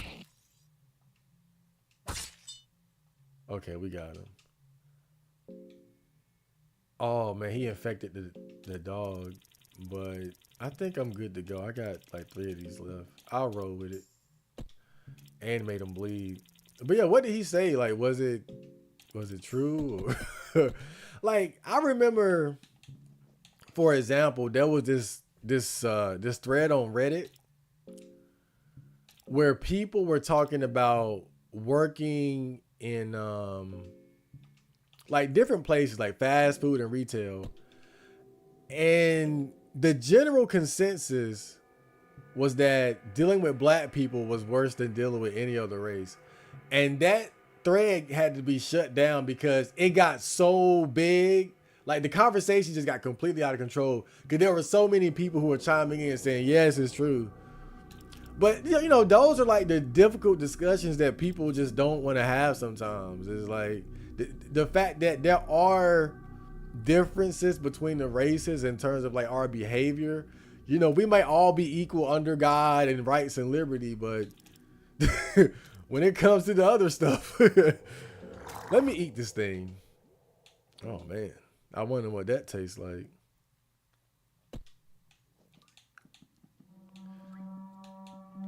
Because I know that Myron from Fresh and Fit, he gets in trouble a lot too. Well, not in trouble, but people criticize him a lot too for some of his takes on black women. But like I said, man, it's like some of the things that people would talk about in regards to other races and their experiences, they're not completely untrue. But I'm curious to know, like, was what he said relevant? He called them bitches and said one of the female hosts on the Breakfast Club looked like a man. Damn. Damn. All right. Well, that's lacking in, like, that's kind of crude. I'll put it like that. I can see why people would be mad then. I feel like if you're going to be specific, no, if you're going to talk about like the differences in races, especially if you're going to talk about like something negative about a race of people or women or men, you need to be specific and articulate in how you express that. I think there's a way to express it that can get your point across. But if you just say they're bitches and they look like men, then yeah, that's gonna make you that's a bad look. I'm gonna be fair. That's a and you guys know me, I'm not a very sensitive guy. I can handle edgy humor and harsh truths, black pills and all that, but there is a way to express those types of opinions, and especially as someone in his position, he's not going to be given the benefit of the doubt. So if you want to express that, you got to express it in a way that's like, you got to really make sense when you're saying it. You need to be specific and give examples, and don't just say, oh, they all stupid, they all bitches. That's a bad look. I want to fight this guy, but this is a dangerous fight. This is dangerous. I did just save, but this is a dangerous fight. I'm gonna try it though. But the only way to get into that secret chamber is to knock all the armor off this son of a bitch. And that can be very hard to do without anybody losing a limb. Because he loved chopping limbs off. Okay, he hit the right one for that one. Okay.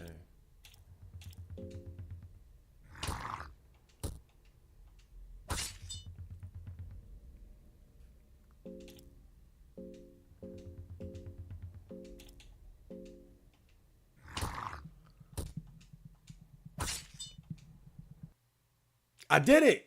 Oh my god! The body of the old knight crumbles to dust. That is fucking awesome. I did it. I'm so proud. I never did that right before. Every time I tried to do that, somebody ended up losing a damn leg or something.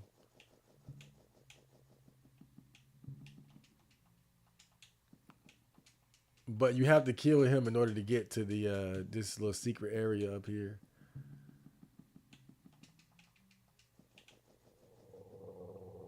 I think you can recruit this alchemist or whatever the hell she is. She he.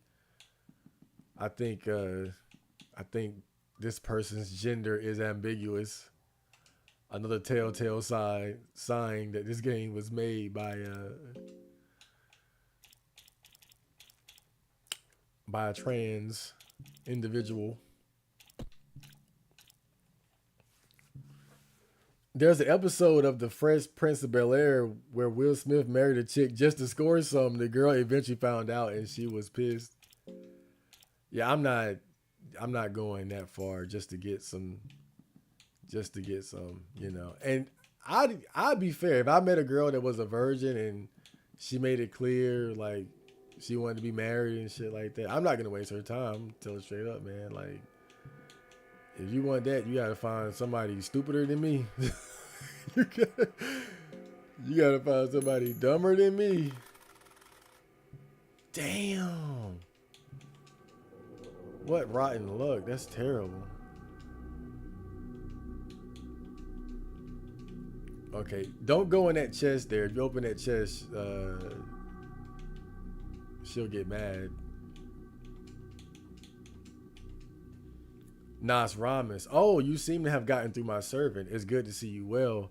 My apologies. Having to resort to brute force like that, my studies here are hundreds of years old, you see, and I cannot let just anyone pass down here. I'm looking for a person. Right, I think I know who you mean. I don't meddle with anything that happens in the upper floors, but I think the person you are looking for is located in the dungeons just a few floors down. I'd hurry if I was you. He seems to be an incredible person, but his time is running short. I would appreciate some work in peace if you don't mind. Yeah, he dead as hell. How long have you been here? I've been here for so long. Feels like an eternity. Ha ha ha.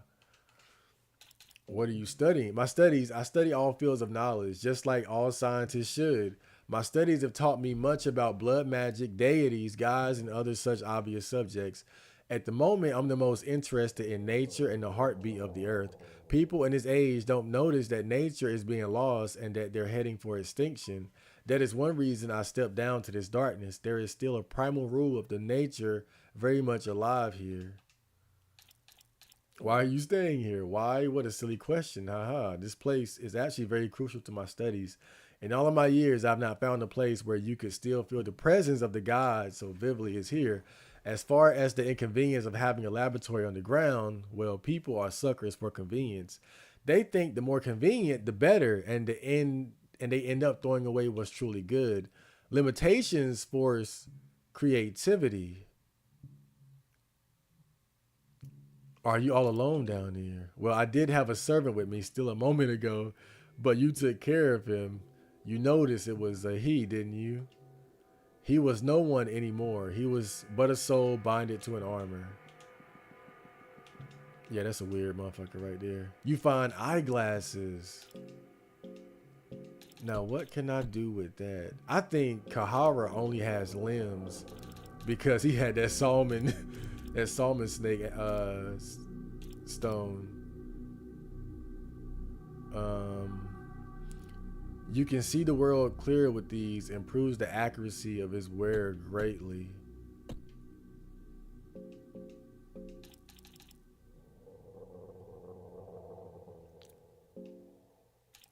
I think I give her the eyeglasses. You know, not missing is pretty cool. I like not missing. A pile of books ranging from all fields of studies you can imagine. None of them catch your interest, especially, however, there are some separate pages left here as well. You find book pages too. Tales. Yes. Ancient book. The book feels very special and has a healthy weight to it. Like a siren's call, the book is calling to you. Its macabre leather coverings look irresistible. I'll look at that. I think that's the Necronomicon.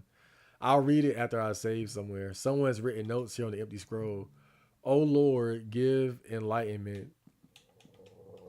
I still haven't found the empty scroll yet. I remember when I was using the wizard, the sorcerer character, I was finding them left and right, bro. I was sitting there just praying, like, oh Lord, give me. Oh Lord, teach me. I was doing very well for myself. Pheromones, enlightenment, domination, endless. God, if I could just get on guard, man. That's why I need an empty scroll. I would go for on guard immediately. Um, hmm.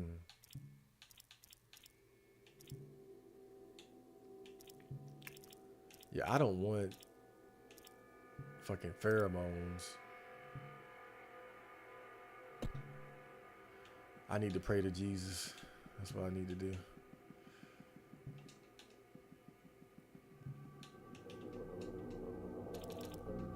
All right. All right, I'm about to get out of here. Good luck getting a religious chick, then telling her you're anti-natalist and you won't be allowed to watch porn anymore. Yeah, that's what I'm saying, bro. Like, hey, you want to see my tranny porn collection? Oh, you're gone. Yeah, that ain't gonna work.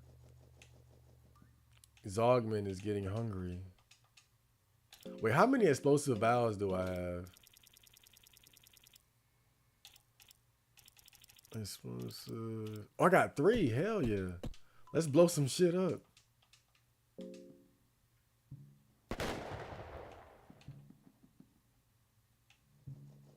Uh-oh. Wait, I think I was already here. And I just got another one. Diary of an Unknown Guard. Diary of a Mad Black Woman. Okay. That's like a shortcut right there. Let me get out of there before that damn Crow Mauler shows up. When you think about it, the Crow Mauler is really just kind of like death. You know, like death stalks you in Tartarus and Persona. That's kind of what the Crow Mauler is. Man, I remember that night when I first defeated Death in Persona 3 Reload. Oh my god, bruh. That that fight, I think it took me like 45 minutes to an hour or something like that. I was sweating bullets. That fight was so hard.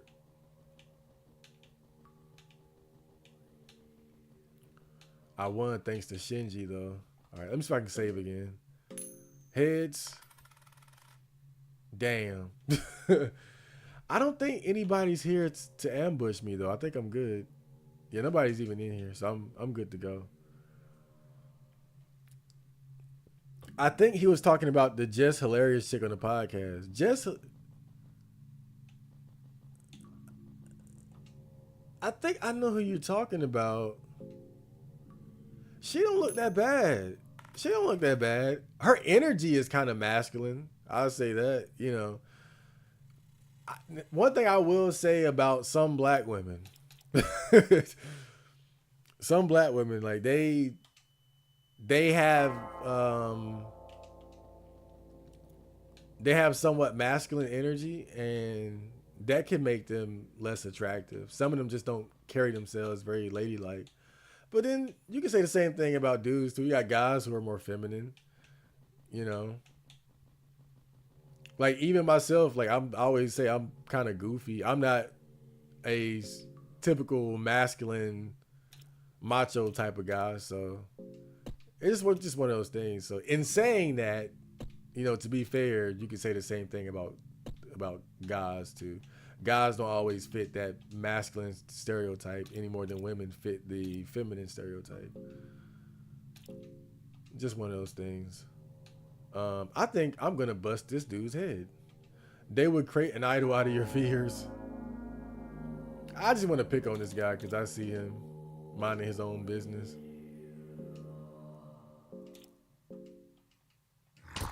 I better be careful though, because these mages, they can fuck you up if you're not careful. But these guys are very weak. Like, give me your shit, boy. I could devour you. Purifying Talisman, Priest Road. Okay. There's a person nailed on the statue. The blood is dripping down to the pool at where the statue stands. Sacrifice him. I'm sorry, dude. I'm trying to get in good with that god Gorgoroth or whatever the hell his name is. Let me feed my friends. They're getting kind of hungry. What do we got on the menu here? We got a grilled meat turnip.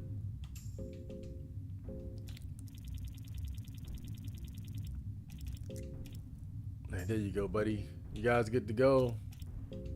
Wait, let me eat one of these mages, actually. My hunger is at 38. I require substance.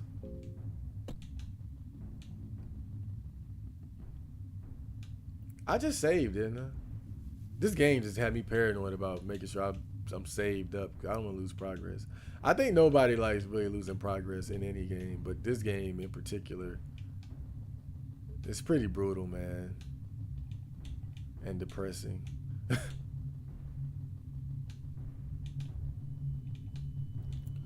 Wait, am I going the right way? I think I'm going the wrong way. Hellbreaker, welcome to the stream. Fear and Hunger, are you aware of Fear and Hunger, Hellbreaker? You know about the pain of playing this game? Have you suffered through the dungeon as I have? An ancient statue stands here. I'm about to start worshiping. I said worshiping Gorgoroth, man.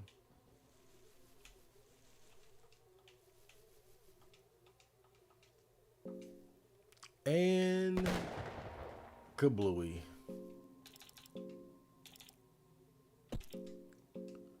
What can I make? I only got one stick. I think I'm gonna need that soon too. 1, 2, 3, 4. 1, 2, 3. Okay.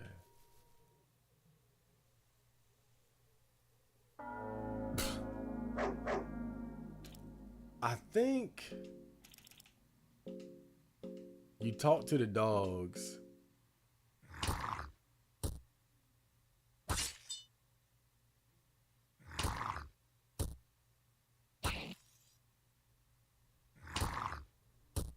Damn. And you can throw a stick. The hound tries to restrain itself, but with no avail. The hound fetches the stick with great enthusiasm. For a moment, it seems to forget it's in the middle of a fight.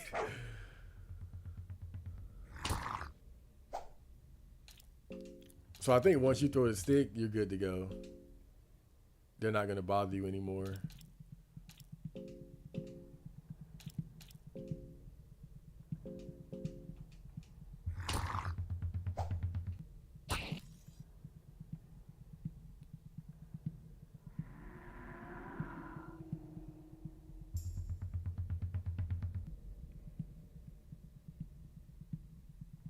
Wait a minute, what the hell?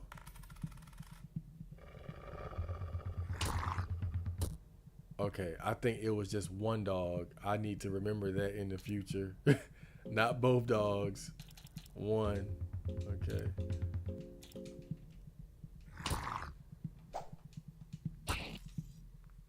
All right, there we go. I hate killing doggos, but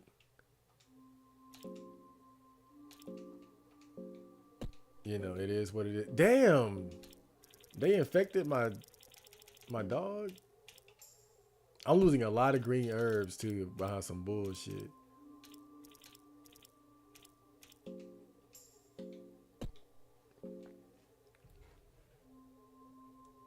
All of Neon's supporters started bashing the Breakfast Club after that. If you look at the comments on the interview on the show, they blasted Neon because he faked his death for clout and racist shit. Oh man, don't do it. See, this is what I'm saying though, bro. Like, that's why I don't respect some of these content creators and shit.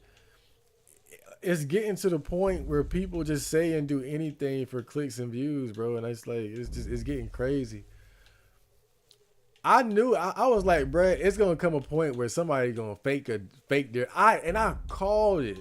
I called it. Cause I thought about it. I was like, no, that's fucking stupid.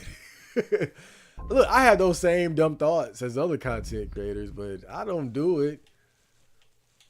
You gotta be careful with shit like that, man. You speaking death on yourself for fucking clout and views. People have lost their goddamn mind for real, man. I swear, people have lost all damn decency. You won't get this on PlayStation. Oh no, no. This the censored version though, so I can stream it on YouTube. He said some racist stuff about Harriet Tubman and said it was mostly black people robbing his dad's cell phone. Now that, all right, now that part, he might not have been lying about that last part. Is all I'm saying. But leave Harriet Tubman out of this. Really, all races have their own methods of stealing. I would say taxation, inflation, and charging high rates of interest on credit card debt are forms of theft. Now, that's a very insightful comment, PlayStation man. That's very insightful. I give you that, and you ain't lying. Because everybody looking at the brown skins and what we're doing.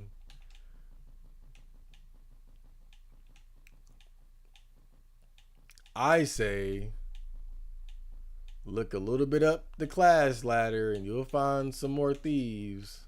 And they ain't black. Those guys are pretty dangerous. They can poison you. And you just saw me spend like an hour straight poison. So very dangerous stuff there. Okay, heads, tails, tails. Damn.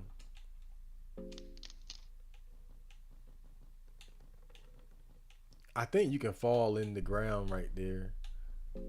It looks a little sketchy. I'm not gonna lie. I would argue black women being more masculine is a societal reason inside our culture. I got lost. Even then, it works for most black men because we are trained to be almost hyper aggressive level of masculine. Like it balances out. It balances out when you're hyper masculine. But I think it has more to do with the fact that a lot of black men just don't have standards. If I'm gonna be completely honest with you, I think that's a big part of it. I think a lot of black men don't hold black women to a behavioral standard. And so they tolerate a lot of things that they really shouldn't. A dead person is tightly embraced by the growth.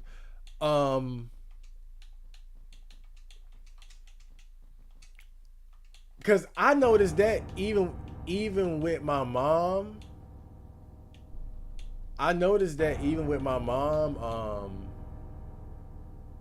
whoop, juked him. Like, it took me a while to realize it. But as I got older, I realized that my mom, the way she would talk to me sometimes, it was like she would be unreasonably, I don't know if I say disrespectful, but it was just like the way she would communicate certain issues to me, I just felt like were inappropriate. But it wasn't until I got older that I realized that. And I think a lot of that becomes normalized in our culture, where men get used to being talked to a certain way by women. Like, we don't have an expectation of being respected by our women.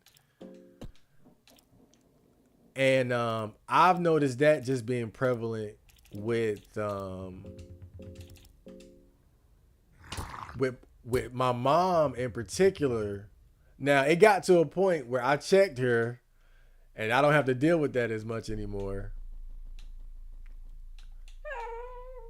But when I was younger, for sure, it's funny when I think back to it, because I thought like that was normal. I thought that was normal. Like, and when you're a child dealing with your parent, you're not going to really question their authority and how they choose to communicate with you. But as I became an adult, and it's like, you still talking to me like this, it's like, that ain't gonna work.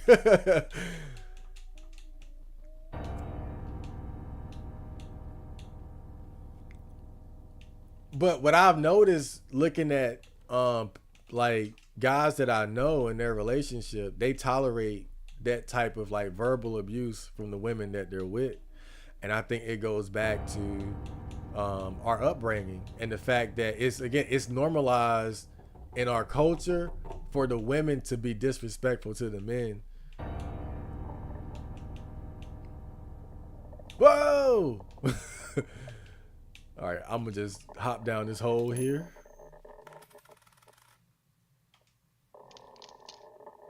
Yippee! God, this place sucks. Your ankle feels hurt a little from the fall. But I know me myself, that for sure I can't deal with it. I cannot deal with that type of energy from a girl. I know I can't. It ain't for me, bro.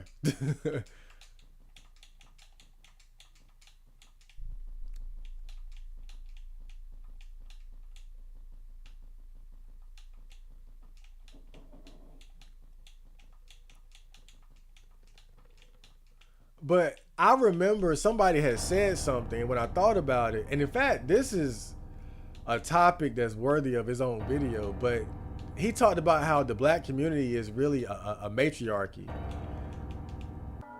And that might sound kind of crazy at first, but when I thought about it, I was like, I 100% agree. Like, the black community is definitely a matriarchy.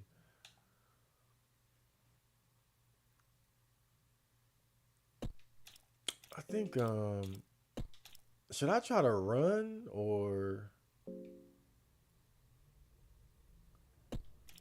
I don't know, I'll try to kill him. I'll try to kill him. Let me see what I can do here. Okay, we got a leg.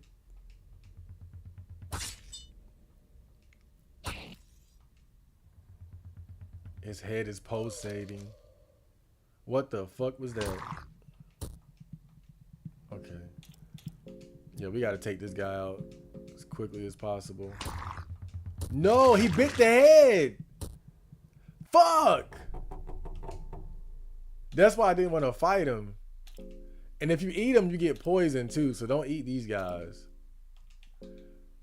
But their head is poisonous. When the dog bit the head, it poisoned Kahara. Now the good thing is we got a few white vowels here, so it's not a tragedy. But yeah, you gotta be careful with that because they're poisonous. So you don't want to attack their head. And the dog, who you can't control, went straight for it. But the thing about the black community that I think makes it a matriarchy, I think it comes down to who receives the benefits in terms of like government assistance. And so think about it. When you look at projects, housing projects, low income housing areas, hoods, ghettos and stuff like that, overall being able to live in those areas requires you to be a woman with kids. And everything from having access to affordable housing, food stamps, child support, child tax credit, like all these different aspects of government assistance or getting money from the government is based around being a woman or having to be a woman. And so women in the black community, I think the game just crashed. Hold up. Oh, I'm back. But yeah, women in the black community are in control of the resources in these areas. And a lot of us come from those like, low income, like low income projects, ghettos, areas, and stuff like that. And I think that's a bit part of what makes the black community a matriarchy, is that these neighborhoods are mostly headed by women, because you're talking about a bunch of single women raising the girls, raising the boys, maybe having a boyfriend here and there, a couple baby daddies. Every now and then you got somebody who got a father and a mother in the household and stuff like that. But essentially you have a bunch of households where women are the head of the household.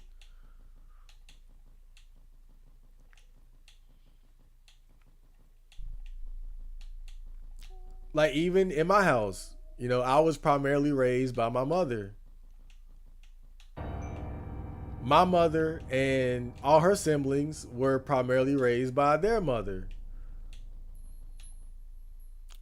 My niece, primarily raised by her mother and grandmother.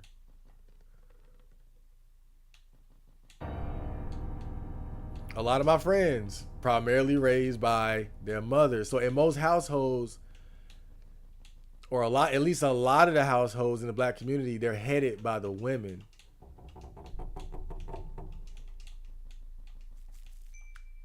The mysterious organ is pulsating steadily. And I'm going to cut it wide open. The organ stopped moving, although you can still see some movement in the veins, suggesting that whatever is connected to this thing continues to live. I think you got to destroy those organs in order to get to like the deepest depths of the dungeon. I think that's what it is. But really, you don't want to go down there. I don't like saying black women are more masculine because it's simply because they couldn't rely on a lot of black men so they could stay in their feminine energy. No, that's part of it too. We got to be honest about that. And this even goes back to slavery.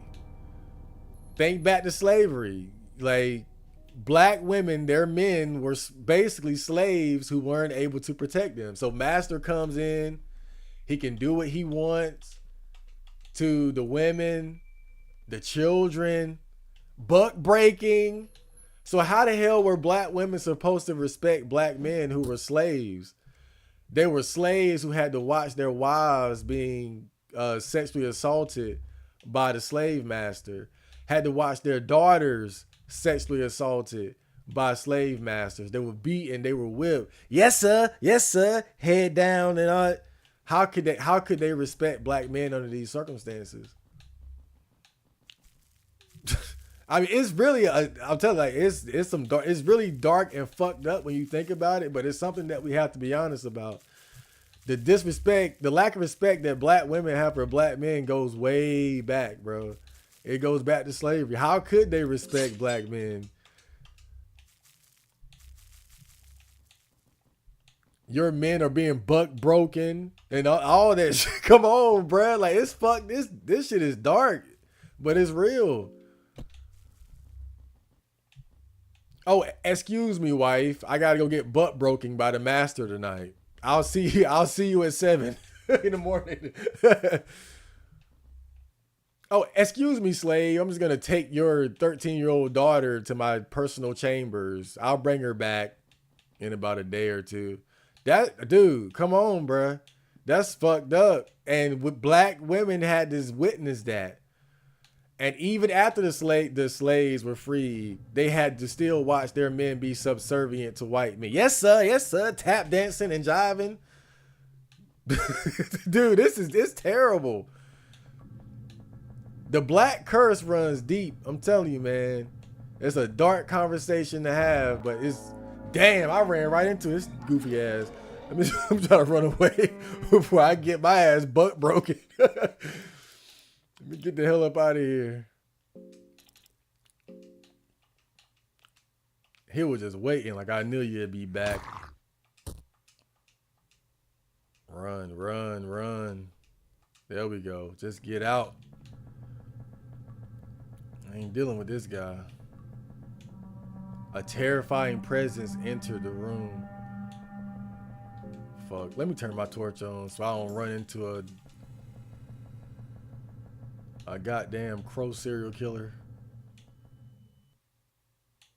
Okay, I'm back up here. Lord. I wonder if I can break this door open now. Let's see if we can break that door open now.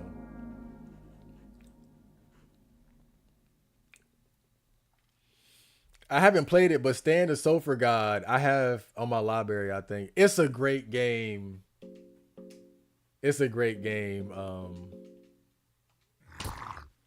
Hellbreaker. I assure you. I've been obsessed with this game all week. You know, I'm kind of at the point where I've been playing it so much that you know I'm just kind of coasting now. But it's a great game. It's really great. I would almost suggest that you not watch unless you just don't care about spoilers, because I think part of what makes the game interesting definitely is the story, and as things unfold, like just beginning to understand things more and more. So I gotta say that's kind of a significant part of it. It's one of the cornerstones of what makes this game good. It's just trying to like wanting to understand what the hell is going on down here and why.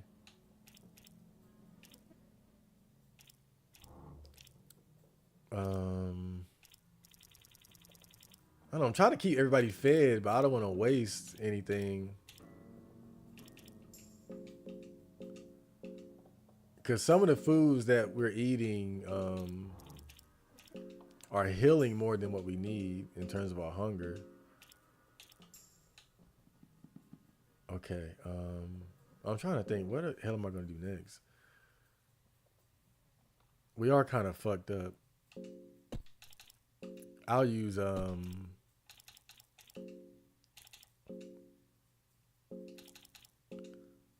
Loving Whisper. Oh man, I'm talking sensually into the ears of Kahara, and it heals him. But now I'm about to go mad. Look, suicide. There are worse fates than death. Sometimes it's good to go on your own terms. You gotta. That tells you how messed up this game is. You got a suicide option. Yeah, I'm going ahead and use the suicide skill. I just can't take it no more. I was about to do something. Oh yeah, I need to smoke some opium. I need some of that good dope because I'm about to lose my mind. There we go. You are getting scared. Zogman feels tranquil. Fear seems like such a distant emotion. Opium is the best cure for fear in this game. Obviously, I mean, it goes without saying. A little bit of opium does wonders for those dealing with anxiety. I'm trying to think. I need to get to a bed and save. That's what I'm trying to do. I need to save real quick so I can try something stupid again. That's what this game is all about. You save and then you try something stupid.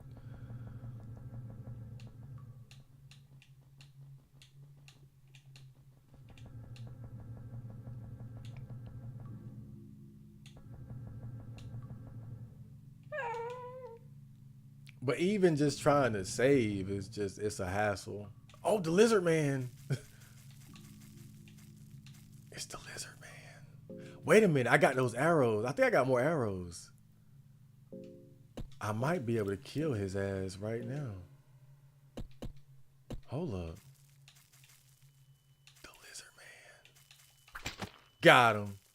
You hit the lizard man and managed to kill. Oh man, marksmanship is so broken, bro. But see, and that's what I've learned about this game. And what makes it similar to Dark Souls and Bloodborne and whatnot, like those games, when you first start playing them, they seem almost impossibly difficult. But what you begin to learn is that there are many like different things in the game that almost seem overpowered and give you big advantages along the way. So as impossible and difficult as these games, these kind of games seem at first, they tend to be there tend to be things scattered throughout the game to give you advantages to make up for it. And that marksmanship skill is what I would consider to be one of them. The fact that you can just kill an enemy like that just by having an arrow. Now, of course, arrows are pretty uncommon, so You can only abuse it so much. I'm gonna eat this lizard man too. Damn. I stayed here too long. Let me leave the map and then come back. Darcy seems to be more cautious than usual. So they're warning me now that Darcy is starting to lose her cool. In fact, oh boy. I'm gonna give her some L and Kahara too. It's kind of messed up how in this game, in order to start regaining your sanity, you gotta get drunk and high. It's like, I'm losing my mind. Bring out the opium pipe. But whatever works, you know?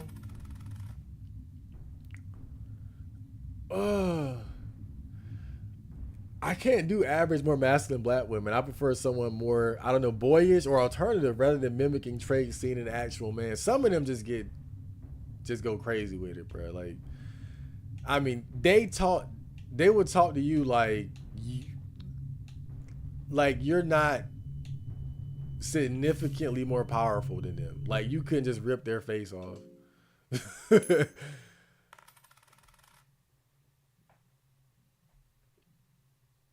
But I think part of it is just they get away with it so much because a lot of guys don't really check women when they disrespect them. All right, I'm gonna try to save again.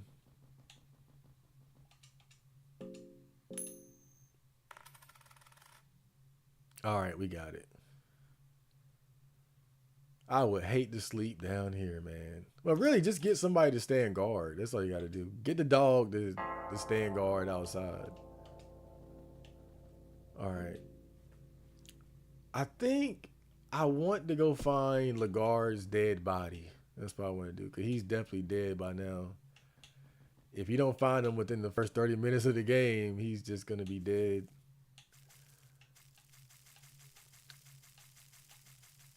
Nah, in fact, I'm gonna go back to that village. I'm gonna go back to the cave dweller village and get there's an object that's very important for reaching the ancient city. Oh yeah, the phallus there. I'm gonna go ahead and pick that up. Oh, that's adorable.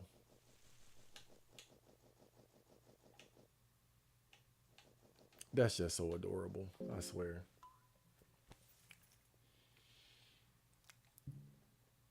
I'm not even the most masculine guy, so I cannot be bothered to flex my dick around to prove my worth to some women. Yeah, I'm not a flexer.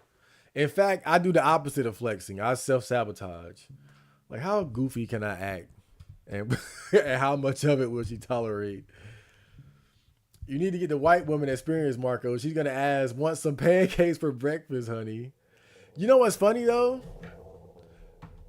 There's an older black woman and an older white woman that I work with. And the older black woman, we get along, but she has that black woman attitude. And obviously, like, she's like 70 years old or something. So I wouldn't bang her anyway. But women like her are exactly what I just could not deal with. Like, she always got to be right. And again, we get along, but she just got that. She's like a more mature version of what you see younger women in the black community doing. Like, she's like them, but just she's matured past a lot of the bullshit, but she still has that type of energy that's kind of difficult to deal with. But the white woman, I mean, she is so nice. That woman is just like, me and her, we get along perfectly. And it's just the perfect contrast when I look at the two of them. Because now, don't get me wrong, that white woman, she crazy. I seen her blow up at people. But with me, she always cool. She's just really nice, just easy to get along with.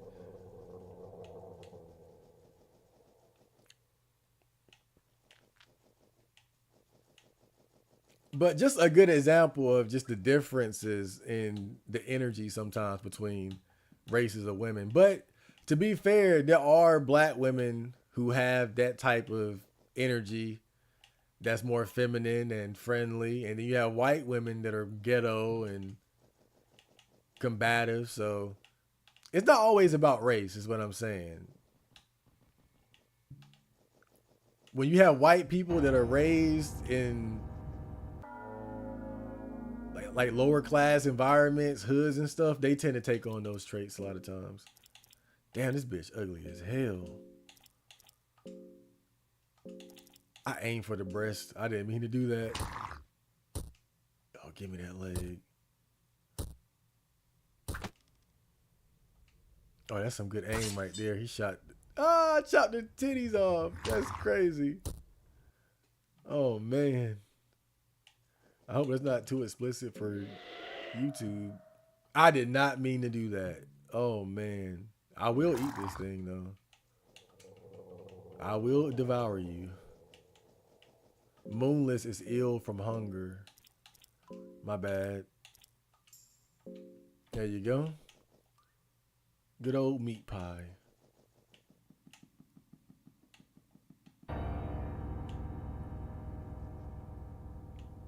The altar of darkness. Oh boy. You searched the urn for anything useful. You found a leather helmet. I mean, I could just juke this guy. An object is an ancient looking cube with ornaments and decorations twisting around. The cube gives you a certain unnatural aura. Okay. You take the cube of the depths with you. It feels a lot heavier than expected. Man, this is one demonic ass item, I'm telling you. And we really should have left that shit. Look at this. A huge creature is lying here dormant. When you first get here, the mouth is completely closed. But when you start destroying those organs, the mouth opens up more and more to where you can get inside. I think I need one more organ before I can get in the mouth. Get it. I swear. This game has me saying some dumb shit. I need one more organ before I can get into the mouth. That's very sexual. That's what I'm saying. Oh boy. Hey, there's Pocket Cat. Everybody loves Pocket Cat. What you doing down here, Pocket Cat? Oh shit. Alright, so we got the cube of the depths, which means we can go where we do not belong.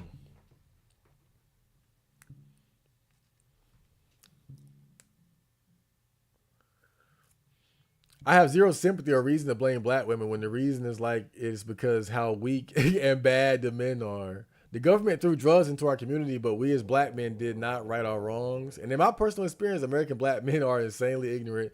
It's both for sure. It's definitely not a one-sided issue. That's for damn sure. It's definitely, you can hold both parties accountable. Definitely. And then it's a problem that kind of like, it feeds upon itself too. It's a problem that feeds upon itself. It's like, even like you look at someone like myself, you know, it's funny because some of the people I work with, they've told me like, why are you working here? Like, they can tell that I'm underachieving. They're like, why are you here? And, you know, to be honest, if I'm just being real, it's because I'm not really financially ambitious. And so you could hold that against me in terms of like, one of the things that has kind of caused a rift between black men and black women is that black men aren't like really economically competitive against other races. And so you have me, somebody that's smart enough to make more money, but is content to do less because but then it's like why is that? Because I never set the goal for having a family because of the things that I've seen in the black community. So you could say, what came first, the chicken or the egg, but it really is kind of two sides of the same coin. I'm raised in a situation where I don't see hope in terms of family and relationships. So I'm not very ambitious economically. I do just enough to make myself happy and my immediate family happy. But I know if I wanted to have a wife and kids, I couldn't be working the job that I have now. But I never aspired to have those things. But like I said, you can look at me as a perfect example of, part of the problem, if you will. Listen, I can't go on anymore. I need a break from all this. Pull yourself together, man. I get what you're saying, but I really don't need anyone telling me what to do. You do what you see best, but I'm going to sit down here for a moment. Now, the good thing about having a whole team is that they will encourage the other players to keep going when they start losing their damn mind or succumbing to fear. We need your sword. Don't give in to the fear. I can tell your life hasn't been the easiest. You haven't given in to the fear before. Why start now? Gee, you're really going for my weakness. I can't say no to pretty eyes, now can I? Fine, doll face. Let's try this one more time.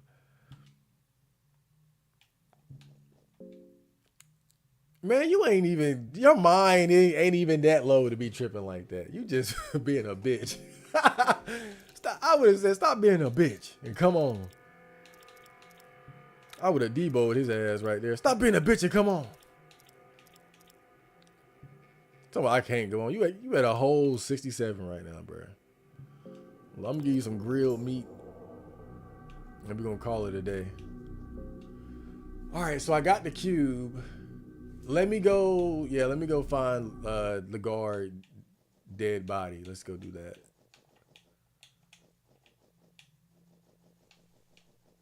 Or as I like to say, Timu Griffith.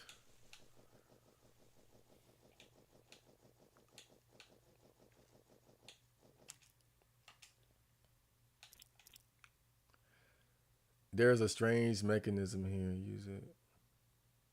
Yeah, I've had a few people I work with tell me that. Even at my first job, my supervisor said the same thing. What are you doing here?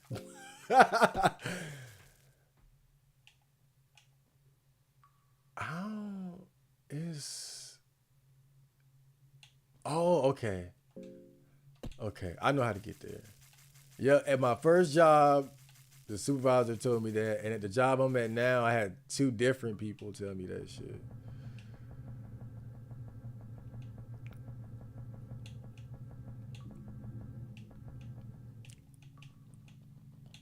But I think that's one of the things about guys like me who give up on dating.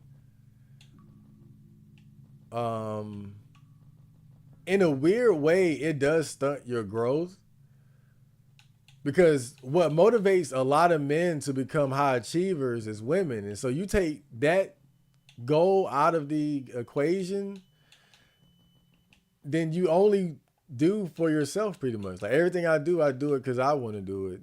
You know, like I don't have to really overachieve or do more than what I need to for anyone for than myself. I know there's a son of a bitch down here. Ooh, fuck you. And I'm gonna eat ya.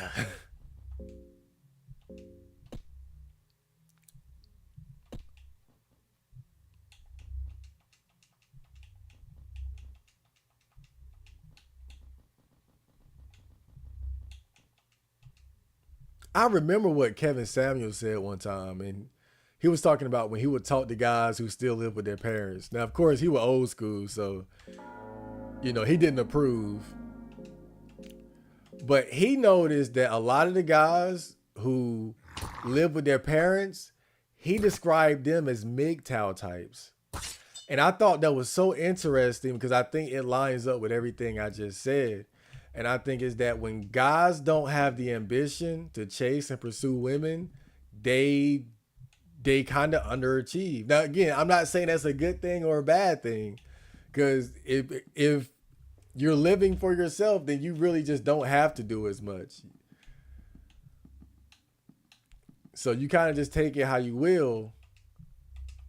Book of Enlightenment. What the Book of Enlightenment does, it allows you to save anywhere at no cost. But of course, you only can use it one time. So finding those are pretty, it's pretty useful. But you got to make sure you use it at the right place at the right time. You don't want to waste that, because being able to save at the most opportune time can be a very valuable thing.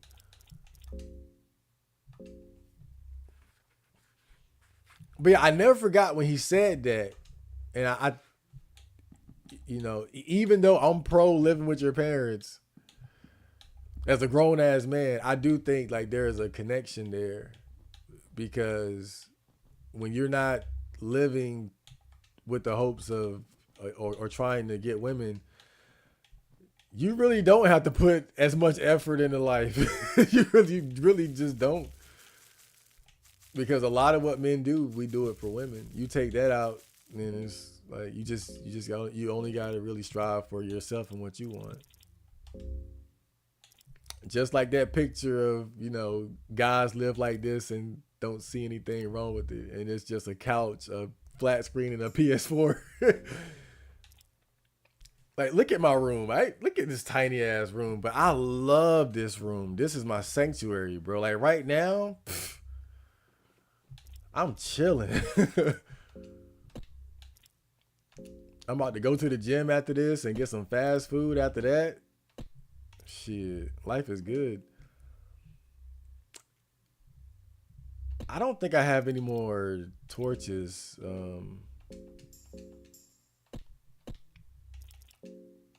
So I'll make one. I think there's like a really dangerous enemy here.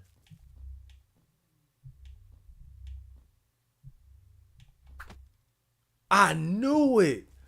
I knew it. That enemy right there, it's an elite guard. And with most enemies that like, or at least like non-boss enemies, you can ambush them. You can use marksmanship on them to kill them outside of battle, etc. But I noticed last time I played, I tried to use the bear trap on him, and it wouldn't work. And I thought it was weird, but I think that enemy in particular is programmed to be that way, because I don't think they want the player to be able to get easy access to Lagarde if you do get down here.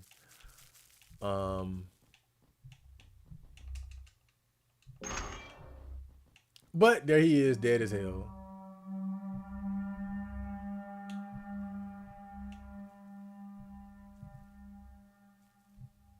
Damn, we found him. His throat is cut open. He has been dead for a while. This is the man you came here for. He is dead, so you cannot exactly extract your revenge.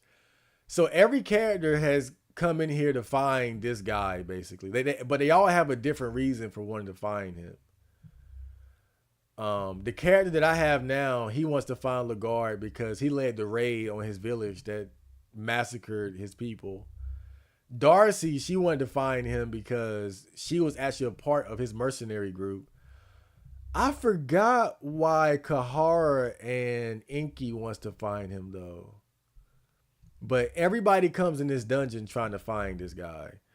And to put it simply, he's like the Griffith of this game's story. He's a very ambitious leader of a mercenary group, and he's trying to achieve greater power in order to unite the lands and become like a powerful ruler that can achieve his dreams.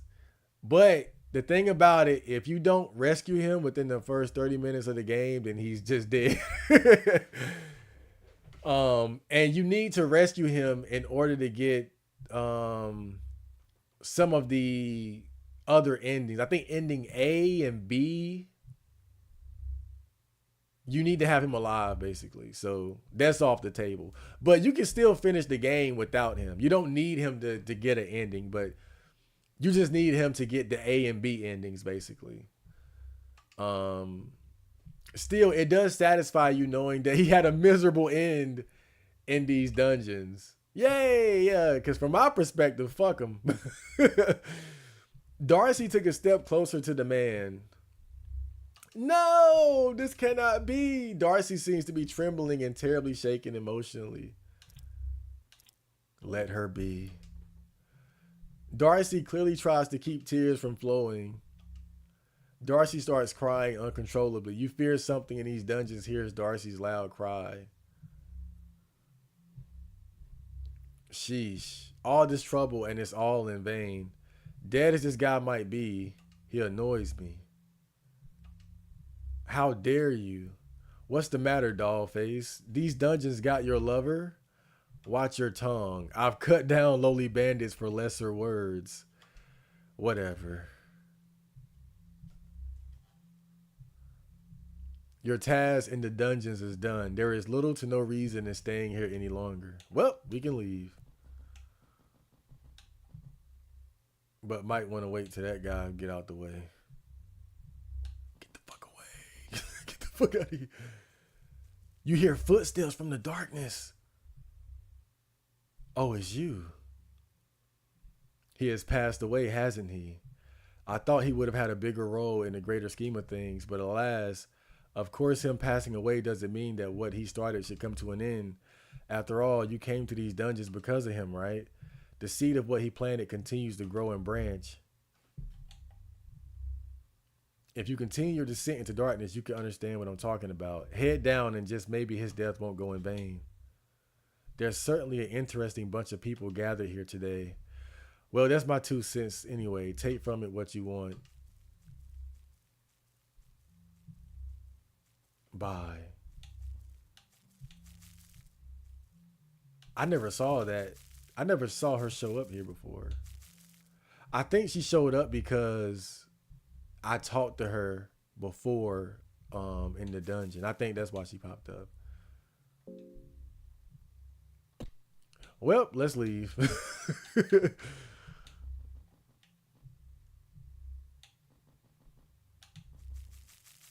Yep. Oh!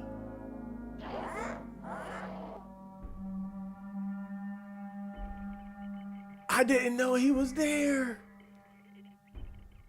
I don't think you can run away from him.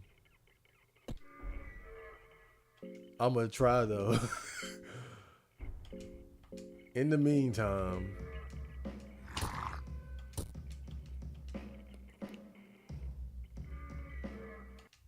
okay, I did it.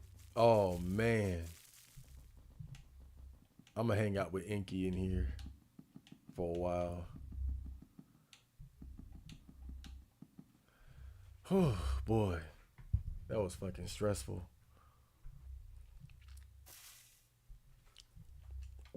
It was damn stressful.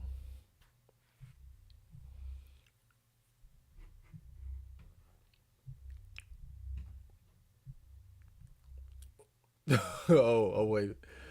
Oh boy. Yeah, you guys had a whole conversation here. Oh damn. Oh my god. Shut up. I'll never catch up now. I might have to just skip this conversation. Y'all were just going in. Oh Lord. Woo. Oh boy. What is that knocking sound? Is that from the game? It's giving me PTSD, making me think Fez are at my door. It's some weird. This game has a weird soundtrack. And it's honestly kind of spooky at points. Slavery, sure, but in the civil rights era, I think that was when black people actually did statistically have the best rates of successful relationships. Sure, but even during a time like that, you still have the fact that, you know, you're contending with a lot of racism. And again, it's some of these things are just ingrained. So it's like, even if we had higher rates of marriage, and this is why I talk about tip of the iceberg, why you got to look deeper into these situations. Even if there was a period where we had more successful marriages. Um, did the black women really respect the men? Like were they relationships built on a foundation of respect and admiration and submissiveness, or were they based on convenience because men were still higher earners and um, the sexual revolution wasn't really in full swing. It was close to that point, but things like abortion and birth control, sexual revolution, feminism hitting a whole new level, things like that.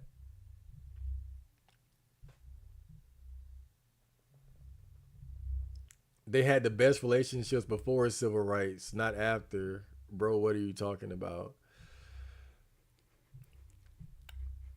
Yeah, I mean, I get what he's saying though. It's close to that period, basically. Around that time, really, it was. A lot of people speculate that it was the growth of the welfare state that started to really mess things up for the black community because it made black women much less dependent on black men.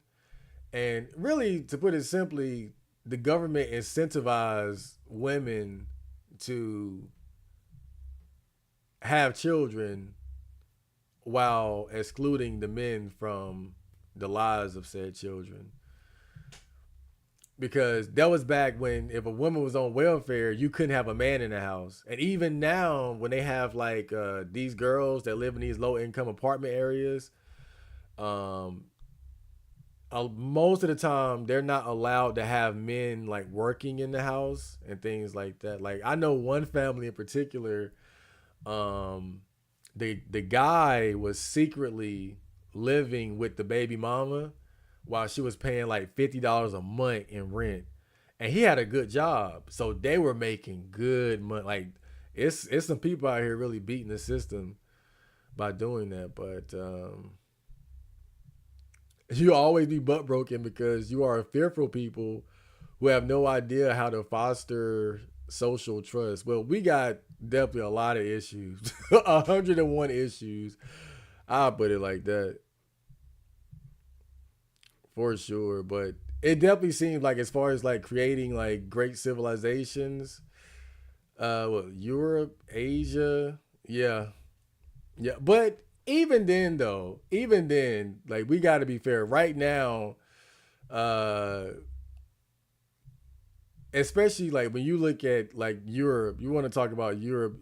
European people have lost control of their countries. Like that's because there's so much talk about what what different races of people have done wrong or their failures. Black people, Hispanics, Aboriginals, whatever the case may be.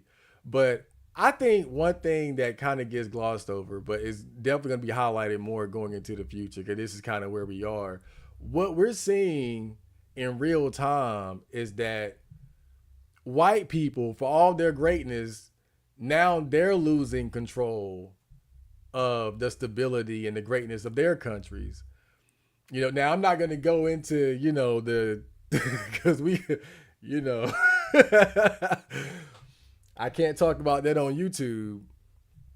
But it's funny because I go to boards like Poll. I go to boards like Poll. And of course, you see a lot of racism there. And I got thick skin. I can handle it. But I think we're getting to the point where nobody can really talk shit about anybody. Because even white people at this point, look at what they're going through, where white people have become content to just are like literally sitting back and watching their great countries fall one by one by one. And when you look at in particular like these issues with mass immigration, like white people are sitting back and they're letting Indians and this and that, these different groups come into their countries, get on welfare, and they're paying the taxes for that. These people are coming to their countries, raping their women, and they're not fighting back. They're not rebelling. They get on the internet, they complain about it. So really, it's like what race can really claim and that can really point the finger at who's doing bad or what? Because even white people are slowly losing control of their once great nations, and their nations are starting to go through declines, and it's happening like one by one by one, like dominoes falling down. And then you looking at you talking about Asian countries is what is happening there too. Look at what's going on with Japan. Look at what's happening with South Korea. So it's like we're getting to the point. I would always admit, the black community, we got 101 problems. But dude, white people are catching up fast. But the issues are just different with white people. And what's sad about the state of white people to me is that they were on the cusp of really and truly being like the dominant race on the planet. And they fumbled the bag basically. White people literally were right, like literally this close. They like here, and they fumbled the bag, and now we're witnessing a slow decline of the West. So I just feel like we're at the point nobody can really point the finger now, because even the great white nations of the past are looking like clown world now. So we all going through it at this point.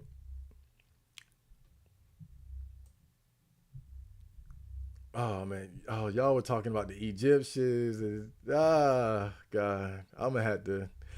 You guys like y'all had a good conversation, but, but I didn't know y'all went that deep. I didn't know y'all went that deep into it. I didn't know. I didn't know y'all went that deep into this. Oh man,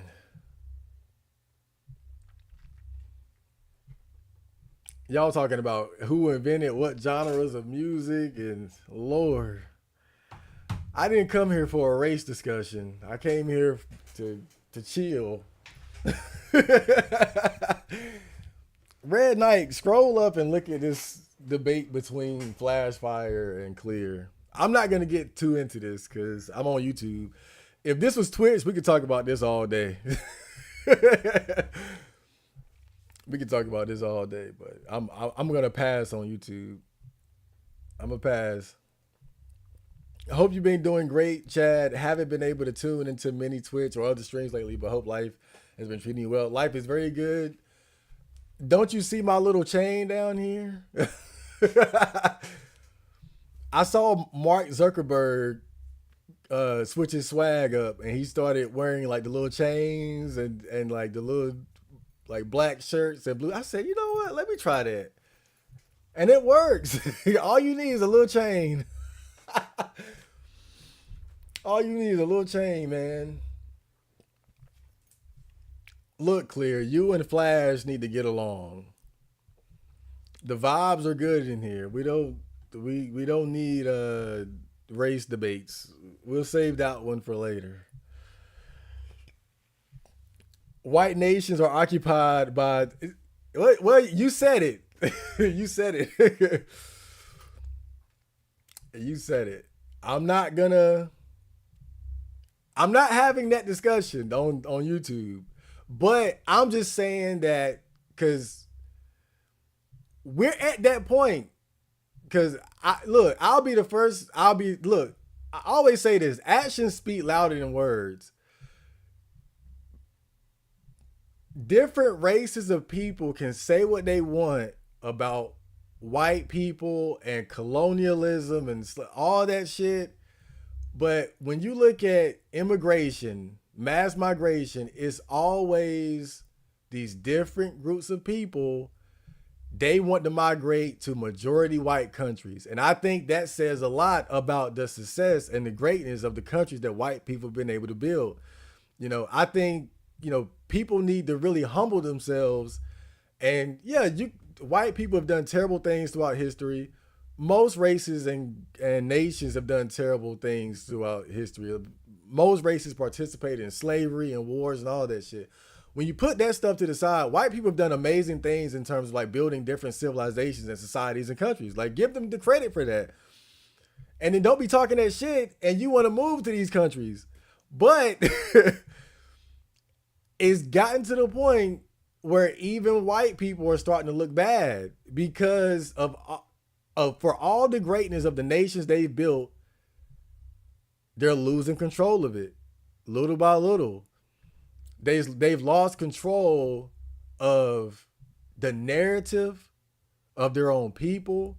White people can't even express pride in themselves and what they've accomplished without being considered racist. Now imagine that, and this is in your country. This is in white countries. In your own in a white person's own country, you can't express pride for what you've done and who you are without being considered racist. What?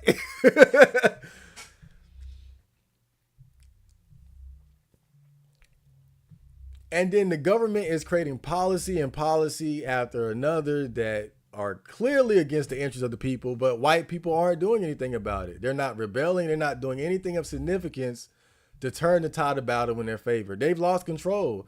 They've lost control of the great nations that they've built. Now, Clear said it. I'm not going to say it because I'm on YouTube. But that's a relevant part of the discussion. But still, even if that's the case, that's on you. You got to accept that. Because if we're going to call out other races of people for blaming somebody else for their situation, the way, some black people are stuck in a victim mentality. Sure. But when I see white people doing the same thing with these, when I see white people doing the same thing with these people, blaming them, you're falling into that same trap of falling into a victim mentality instead of being accountable for the fact that you lost control of your own countries. So we're at the point where we got to stop pointing the finger and be like, look, we all fucked up. we all fucked up at this point.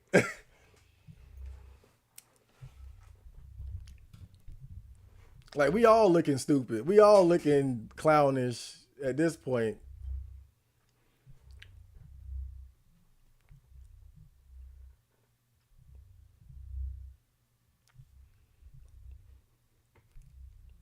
Okay, I'm done. Thank you, Clear. Thank you, Clear. I got you. Look. I know everything you're talking about. I understand. I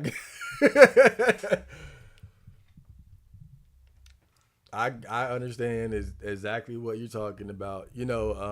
Just one more point to the point you just made, because I didn't find out about this until like years ago. But whenever people talk about the slave trade, it's always talked about in terms of white people's participation in the slave trade and owning slaves. But then when you find out about Muslims' involvement in the slave trade, they own many black slaves and treated them way worse. Male black slaves were instantly castrated. But you don't see black people blaming Muslims for their participation in the slave trade. You don't see Muslims being put under the spotlight when it comes to their participation in slavery. And so that shows you that the way white people have been singled out is part of a larger agenda. Because if we were to be fair, then you would point out different like other nations and races involvement in slavery. And really, if we're being even in Africa, it wasn't like white people were just invading Africa and stealing the slaves. A lot of the slaves, if not most of them, were sold by other Africans because there were warring states in Africa, and then they would take slaves and then they would sell those slaves to other races of people that would come to buy slaves. So slavery in of itself is a very complex problem, or really tragic practice of that was participated in by many different groups throughout history. It's not like white men invented slavery and everybody was like, oh no, the white man and his slaves. No, man.